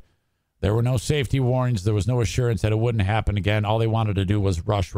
So these particular moments that I'm describing happened before the fatality. A colleague was so alarmed by the prop gun misfires that he sent a text message to the unit production manager. We've now had 3 accidental discharges. This is super unsafe. Oh. According to a copy of the message reviewed by the LA Times. The safety of our cast and crew is a top priority of Rust Productions and everyone associated with the company. I don't think it was. Though we were not made aware of the official complaints concerning weapon or prop safety on set, we will be conducting an internal review of our procedures while production is shut down. Oh, you mean after someone died? We will continue to cooperate with the Santa Fe authorities in their investigation. God, it was fucking awful. I saw Alec Baldwin walking with the widow, the dad, and the kid. I'm like, oh, my God. This is the worst. All happened Thursday. It was filming of a gunfight that began in a church. On scene, Baldwin's character was supposed to back out of the church. It was the 12th day of a 21 shoot. I think I say Helena Hutchins, that's the mom, the cinematographer, was huddled around a monitor, lining up her next camera shot when it all went down, when Baldwin fired the gun. He was preparing to film a scene in which he pulls the gun out of a holster, according to a source close to the production. Crew members had already shouted "cold gun" on set. The filmmaking team was lining up its camera angles and had yet to retreat to the video village, which is an on-site area where the crew gathers to watch filming from a distance via a monitor. Instead, the B camera operator was on a dolly with a monitor checking out the potential shots. The woman, Hutchins, was also looking at the monitor from over the operator's shoulder, as was movie director Joel Souza, who was crouching behind her. Baldwin removed the gun from its holster once without incident, but the second time it fired. Ammunition flew toward the trio around the monitor. This is written as the projectile, which again could be a bullet, whizzed by the camera operator. Again, Hutchins is over dude's shoulder. Went through her, hit Souza. Hutchins immediately fell to the ground as crew members applied pressure to the wound in an attempt to stop the bleeding. Late Friday, the Associated Press reported Baldwin was handed a loaded weapon by an assistant director who indicated it was safe. All right. The person in charge of overseeing the gun props, which is known as the armorer, I remember hearing about this as 24-year-old Hannah Gutierrez Reed. She is the daughter of a person named Fell Reed, who also is a armorer. Her dad had taught her the trade. This is only her second film as the head armorer. Earlier, a bit of information had been released about this Hannah Gutierrez Reed. She was on some podcast, and I heard her say, "Yeah, I remember the first film I did. I wasn't ready for that. It was a film called The Old Way with Clint Howard and Nicolas Cage. Yeah, I was pretty inexperienced, and I don't know how experienced she was. I mean, it's only her second film. Holy shit, 24 years old." Article talks about labor trouble. I'm sure that happens a lot in the film industry. Oh, my God. It seems to me like it's all a horrible accident, but it is negligence, and it wouldn't surprise me if no one is charged criminally, but there is a massive lawsuit against the production and Baldwin, who is a producer. You know, if I'm understanding correctly, I was watching the Today Show. They said it might be, the buck stops here, and this is just terrible. Yeah, if I'm the husband of this deceased lady, and when Alec Baldwin is hugging me, I'm going to say, yeah, I know you didn't mean this, but I'm going to sue the fuck out of you. I hope you don't take offense when I sue. I hope you had a good insurance policy, because now I have no wife and my son has no mother. And this is going to be made right by paying out of your asshole forever. Now, Baldwin won't pay it, but he'll get sued. Insurance will cover all that.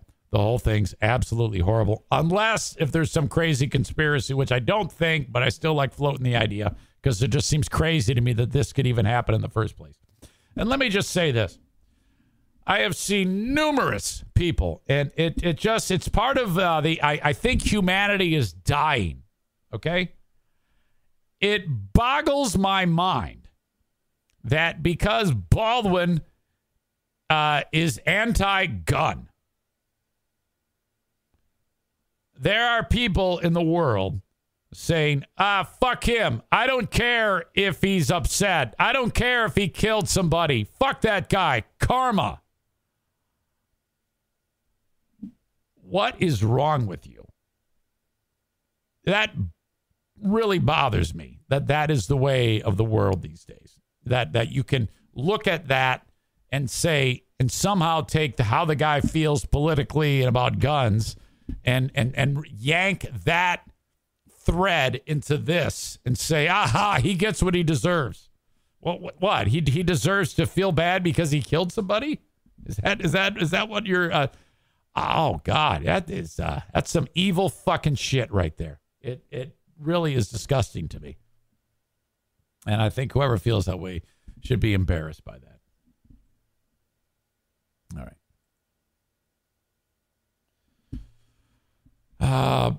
I feel bad for the woman, fuck Baldwin, not because he's anti-gun, but because of the way he treats children. So it's okay that he feels bad because he treats children to a certain... are you talking about when he screamed at the one kid on the voicemail? Is that what you're talking about? Is that what you're... Because I'd scream at my kids like that all the fucking time. Oh. Yeah. All right. There is a poacher that is dead, and that makes me happy. Did you see the one about the suspected poacher who is now dead when, okay, going around somewhere in Africa, Kruger National Park, to kill elephants illegally for their ivory. Hunting elephants for ivory, which is, I was reading another story that elephants have started to adapt, which is really strange to me. They're starting to be to have an adaptation where they don't have tusks. Ivory does not grow on them. It's somehow there's been some type of adaptation taking place that a large number of elephants that are being born never grow tusks to ensure that they're not slaughtered for them, which is just crazy to me. A suspected poacher is dead, stomped on by the elephant he was trying to kill. Yes! Wow. Rangers discovered the body just the other day after following the tracks in the Stoll's Neck section of the Giant Game Reserve. So they're following the tracks. They're like, oh my God, look at this. They're like following, big elephant track one after the other for a long distance. And suddenly you see an elephant track on the guy's fucking face as he's laying there. It's like right in the path. They should show his body just so we can all have a moment of joy. Initial investigations support that the deceased was killed by an elephant and left behind by his accomplices. The identity of the deceased was not released. The Rangers did not find any animals killed in the immediate area, the spokesperson said.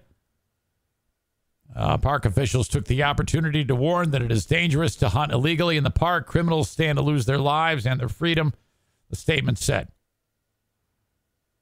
Kruger National Park is South Africa's largest wildlife sanctuary, encompassing nearly 5 million acres. The game reserve is also one of the hardest hit regions in the country for rhino poaching as well. So these scumbags go ahead and kill these creatures. I don't know about you, but whenever I see a big game hunts, even though the people that do the big game hunt legally, like let's say they kill a big fucking lion, or I don't know, do they hunt giraffe? I don't know. I think you can hunt just about anything. And really rich fucking white people go over to whatever spot in the globe and pay the locals a ton of cash, and then they kill the animal. I get it. I'm not anti-hunting in any way, shape, or form, but I'm like, oh, fuck. How do you do that? And it's legal, perfectly legal. And then they harvest the animal, and I think well, at least I'm told that they eat it. The locals eat it. I mean, I can't imagine eating a lion or some fucking fried giraffe steaks or whatever, but that's what I'm told. I can't. Who the fuck wants to do this? Why would you want to do this? Why can't you just go and, okay, you got your binoculars and you see them walking into the area where you could shoot them. But why don't you just take a picture or something? Isn't that the same thrill of the hunt? Why do you sick fucks have to kill the fucking thing? You know? And then even here in Michigan, the deer population, it's very important that it stays regulated. Like these hunters that go out, like Andrea and Jason, they go out and they like kill deer with their bare hands. Like, holy shit. I can't imagine. It's very important that they do that because they get too full. The population gets too full. And then the deer get diseased. The entire population gets gets completely decimated. Chronic wasting disease, shit like that. It's very important. I understand that. It's just fucking, I can't do it. To me, you're all bloodthirsty fucking mongrels. Holy shit. I would be just weeping. There was a video I saw on the dodo the other day. That's what I do. While you sick fucks go and murder deer, I sit at home and watch the dodo. I'm very conflicted with this because Charity Scam Mike, my brother-in-law, this sick bastard slaughtered one last year, and we ate it the other day, and it was so good. Oh, my God. It was so delicious. I am completely conflicted. I get that. I'm a flawed soul. I eat lamb, for God's sake. The cutest creature on the planet. I eat that. I know. I'm not anti-hunting. I just couldn't do it. The dodo video is this cute deer comes walking up, and the guy opens up his sliding glass door and he's like, oh, hey, how you doing, dear? And then he turns the camera, goes up and into this little thicket. Out comes, I'm not kidding you, like 15 deer, young, old. They're all like, hey, let's go see this nice one. This nice one's not going to shoot a fucking projectile through us. We love this Alec Baldwin guy. Bam! Oh, no! Incredible. I love nature so much. So no, I'm actually worse than you sick bastards who murder these deer. I'm worse than that because I love all these animals, but I will eat them. So I am actually worse than all of you sick people who kill these animals. Ugh. The only thing I should probably be a vegetarian. That way, I can then really get behind calling you murderers out, okay? That way, I can say with a clear conscience that you are all sick fucks who hunt. And then I could say you could substitute tofu for the venison. You could eat these soy products instead of the fish because you're harming the fish. Fuck all that shit. I'm going to eat it all. All right. I'd love you to be a sponsor of this show. To do so, you got to reach out to me. Send me an email, eric@ericzaneshow.com. I would love to hear from you, hear about your business, and talk about your business. So if you send me an email, I'll tell you all about it and how it works. That's how I've been able to survive for this long. Local sponsors, thank you so much. Some of which are the following. First of all, I've got a beautiful Dumpster Divers dumpster in my driveway right now. It's about 2/3 full. Thank you, Kyle from Dumpster Divers. Call or text. Hey, saying I'm delivering the dumpy today. 616-375-9962. He's going to show up today and pick up the dumpy. I've got a big-ass Christmas tree, a artificial Christmas tree that I need to throw out. It's useless. Don't try to pick it out of there. And it's heavy. I actually need him to help me put it in there. It's sitting in my mudroom. Dumpster divers, call them 616-375-9962. Call or text if you're in West Michigan and you need a dumpster. That's who you call. Also, junk removal. Just throw all the shit in your driveway. Have these bastards pick it up. Unfortunately, if somebody dies, you hire them to say, everything in this house is shit. We don't want any of it. Throw it all away. Okay? If you've got a hoarder in your life, this happens. This is legit. He lives through this. He's had to deal with this. You got a hoarder in your life who croaks, okay?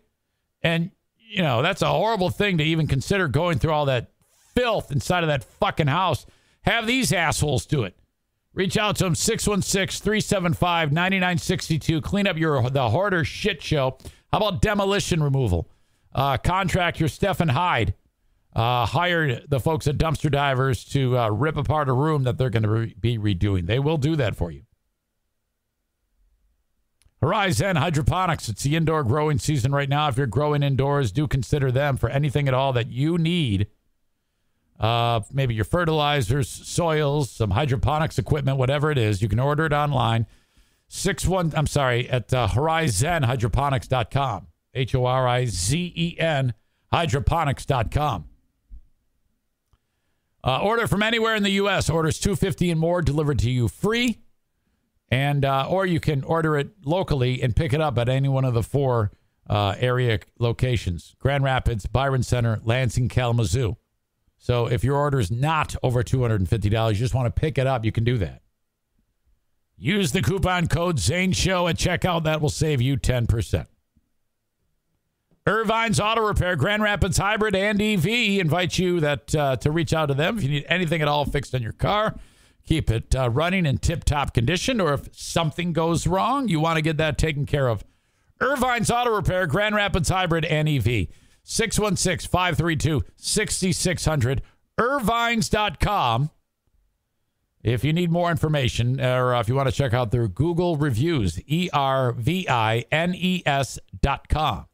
Thank you for supporting the sponsors, as always.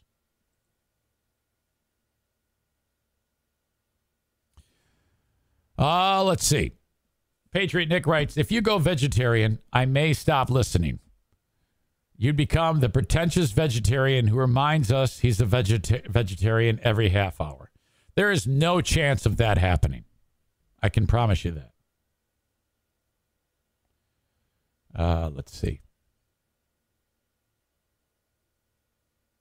Love the dodo, says Adnan. Oh, dude, I could get lost. All I do before I go to bed is watch clips from The Sopranos and the dodo videos. Does the mountain lion care how much the deer wants to live? And does that make the mountain lion evil? I don't know, man. Kyle writes, meatless burgers taste just as good as regular burgers if you take a regular burger and rub it in shit. Adam says, I'd be less offended by people wanting to hunt elephants or giraffe if it was just them versus the animal. I mean, you can have a sword or other melee or other melee, but no guns, no projectiles. Well, that's not going to happen.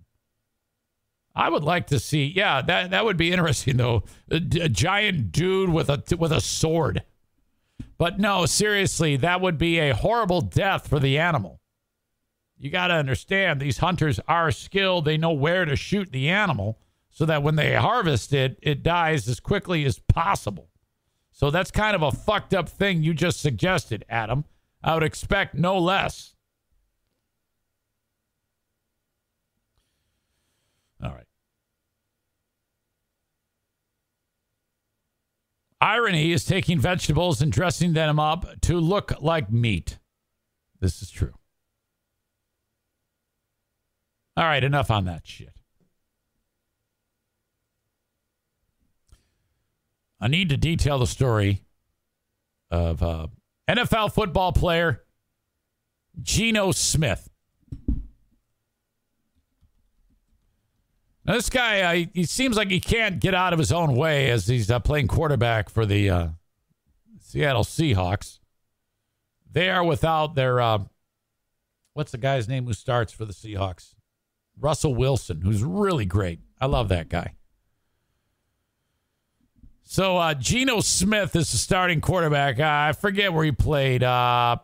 I don't know, West Virginia, I think. Geno Smith, and then he played a little bit with the Jets, and he sucked. The guy was terrible. Okay?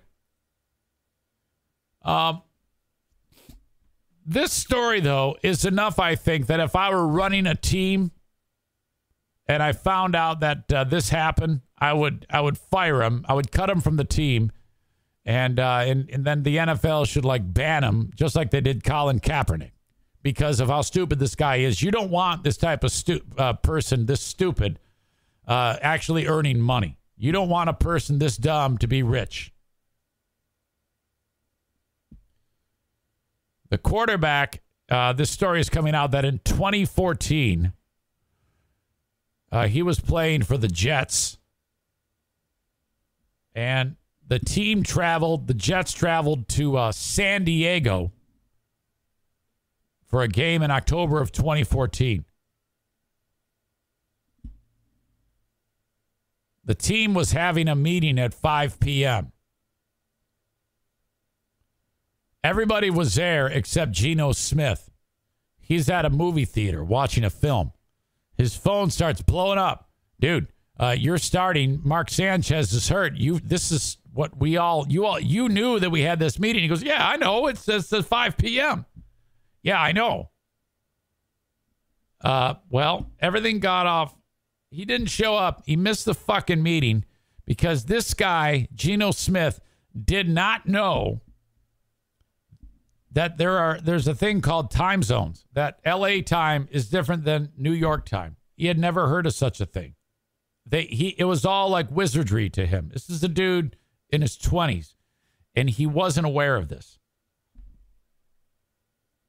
According to the article, for the majority of his early life, Seahawks quarterback it should say for the majority of his life, Geno Smith did not know about time zones. Grew up in Florida, played college football at West Virginia, and began playing with the Jets. All of the locations are on the East Coast and operate under Eastern Time. It wasn't until 2014 that this all started on this trip.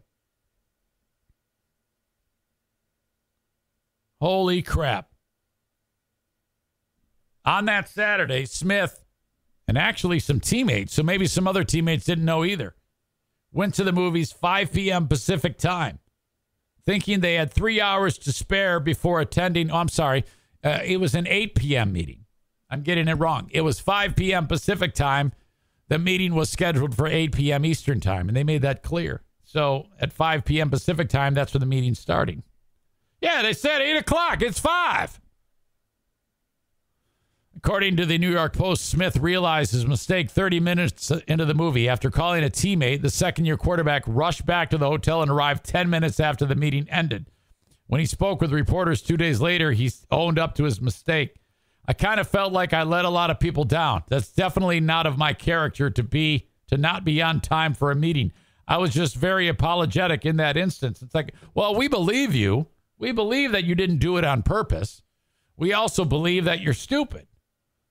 You're not guilty of anything other than just being stupid, and that's okay. That's at least better than negligence or just like, hey, I don't give a shit about not going. So he seems like a really nice, stupid soul. Then Jets head coach Rex Ryan called the incident an honest mistake. No, I wouldn't categorize it as an honest mistake. He needs to call it what it is. It's a stupid mistake. If you're being honest, if we're talking honesty, you should say, well, you got to understand, Geno Smith is stupid. He can do everything with a football except sign it.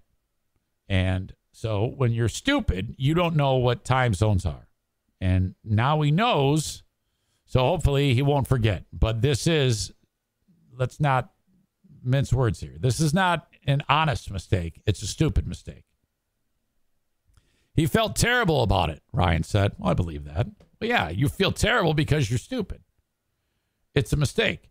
He's not the only guy this has ever happened to. Oh, I believe that too, because plenty of football players are stupid.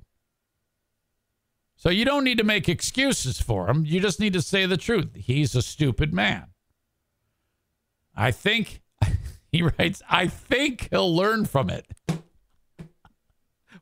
Can you imagine if he did not actually learn from it? I think he'll learn from it, he said. And then Rex Ryan said, I know he will. Not now. Okay. If it happened again, though, I mean, seriously. During the game, things only got worse for him as he got pummeled. But that was a long time ago. That was, 7 years ago. He's a much older player now.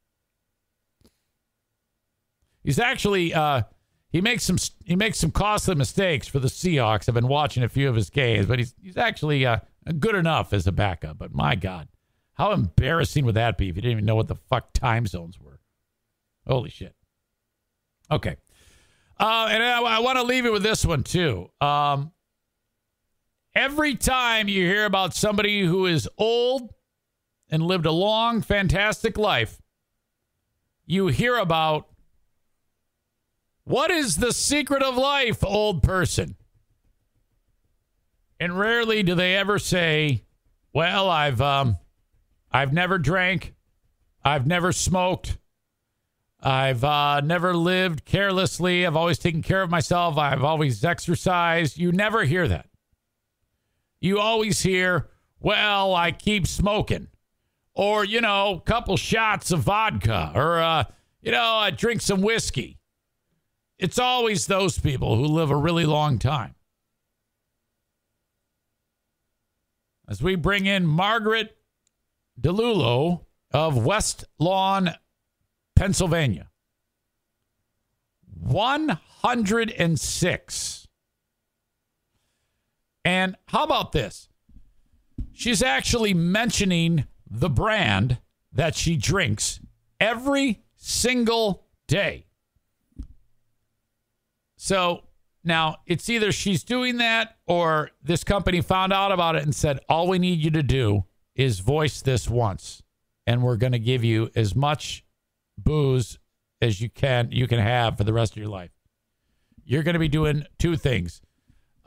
Drinking, and if you want, getting tons of dick because you're supplied with all this booze. You can bring anybody home. I don't know where that came from. I think I just made that up. Margaret loves to drink Yingling. Can you imagine if you said Yuengling? Because that's what it looks like. It's Yingling. It's brewed out there, extremely popular. I remember living out there. It was like, oh God, give me a Yingling, give me a Yingling.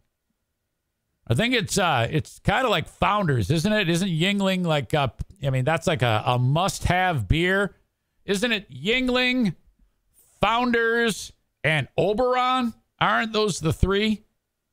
I don't know which one is the most popular. I think Founders has all sorts of different brews. I don't drink any of it, but I think Oberon, isn't that the one that they make with like oranges and shit? Margaret credits the lager, one lager a day, with the fact that she has lived this long. In return, the brewery says it wanted to show its appreciation for her loyalty for these many decades. According to the local news, well, boy, what are you doing? What is the gift that you're giving her? All right. They stopped by with a Yingling truck full of beer. Well, that's awesome. So she's getting her booze.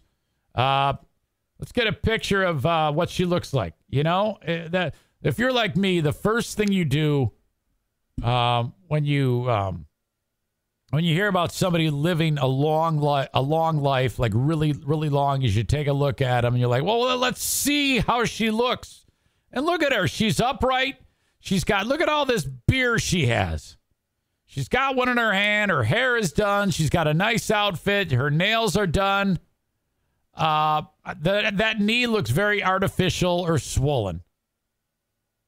And there's her getting the beer. She's happy. She's gonna knock one back. I don't know, man. If I'm her and I'm drinking one a day, I'm like, what's the point? You got to knock back like 3 or 4, right? Catch a buzz.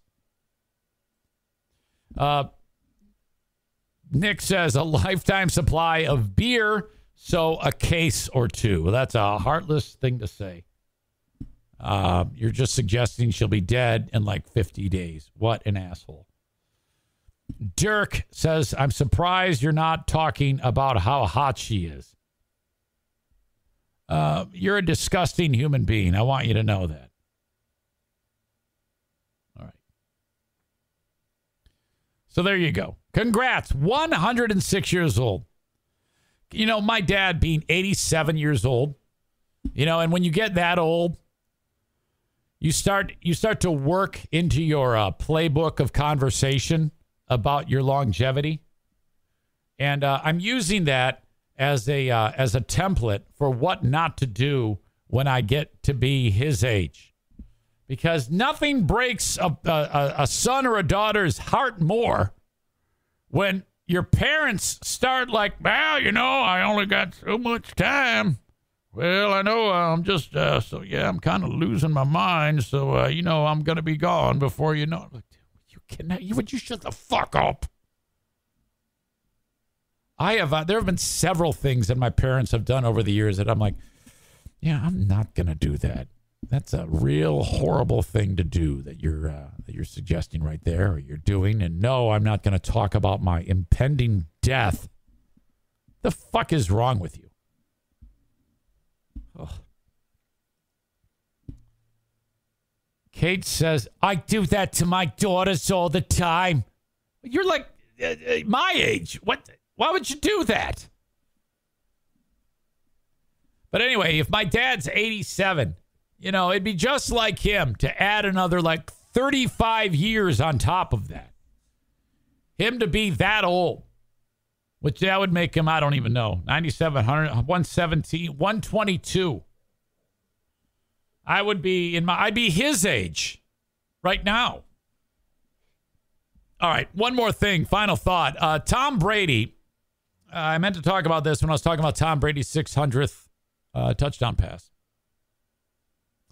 Before the game, there was some little fella, and he's holding up a sign, and all this does is adds to the legend of Tom Brady. Okay? And you got a little kid. It says, Tom Brady helped me beat cancer. Oh, my gosh. Of course he did. Of course Tom Brady helped him beat cancer. Okay? He's like one of the greatest people that's ever walked the planet. If anybody on God's green earth doesn't like Tom Brady, you're just a bad individual. You're a horrible person. Okay, he's a dream. Okay, you get like Aaron Rodgers. Okay, when he scores the touchdown in Chicago, he's screaming at the fans, telling them to go fuck themselves. Okay, that's a big difference. That's a reason to hate Aaron Rodgers. Tom Brady would never dream of doing that because he's a better individual. Aaron Rodgers is probably a good guy, but in the heat of battle, okay, he's still telling fans to go fuck themselves. Okay? So there you go. So, of course, he helped this kid beat cancer. I wouldn't be surprised if Brady is like John Coffey, you know, from the Green Mile, and he put his hands on the kid and went, and sucked the cancer out of him, and then went flying up into the ether. But I probably offered some motivation or helped him when the kid was fighting chemo. So, you know, that's what you... Now, either that or the kid never had cancer.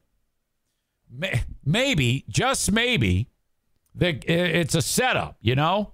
That Brady is like, I really want to amplify my nice vibes by suggesting that I'm a cancer cure, so we'll just take any kid, shave his head, and then have them hold that fucking sign, and then boom, you got. Now that, of course, really didn't happen, but I'm just saying, if you're John Gruden, if John Gruden ever gets a chance to coach in the NFL, you want to start with that. You got to go to that kid there and say, "Look, hey, kid, I tell you what, I'm going to give you $100,000 if you show up with that sign, but you replace Tom Brady's name with old John Gruden's name. What do you say there?" That would help Gruden get back in people's good graces. All right. Asshole of the day. Asshole of the day. Oh, shit. How would we describe people who want to cancel Tony Romo? Woke Romo haters? Yeah? That kind of flows, doesn't it?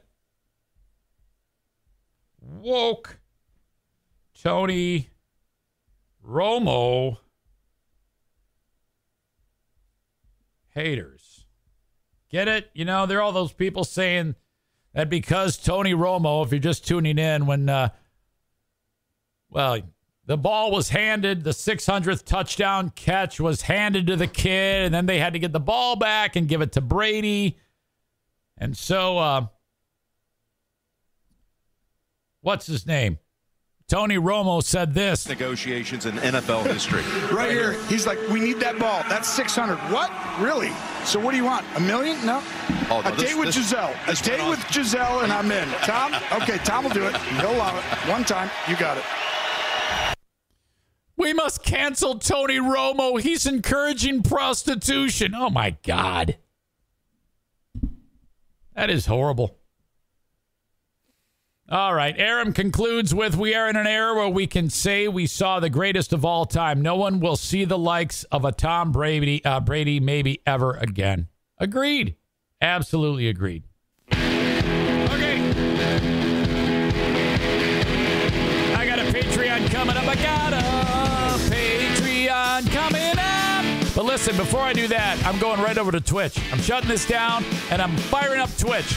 We're going to talk some more, probably make fun of Dirk because he's a jackass.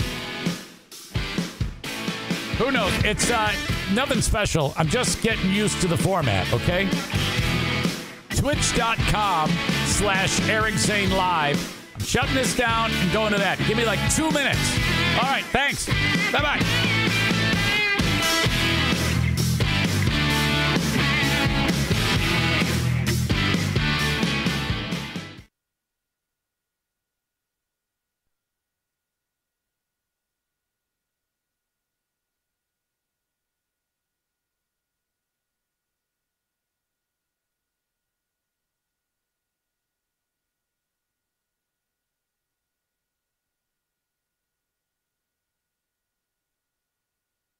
If you've got a passion for pumpkin, you've got to get to Dunkin' and pick these up. Our new Pumpkin Cream Cold Brew. Smooth, bold cold brew topped with velvety pumpkin cream cold foam. And our delicious pumpkin spice signature latte. Rich espresso topped with whipped cream, caramel drizzle, and cinnamon sugar. And our perfectly pumpkin donuts, munchkins treats, pumpkin muffins, and more. That's how we pumpkin at Dunkin'. Pick your pumpkin at Dunkin', like our new Pumpkin Cream Cold Brew, pumpkin spice signature latte, and our perfectly pumpkin treats. America runs on Dunkin'. Price and participation may vary. Limited time offer. Exclusions apply.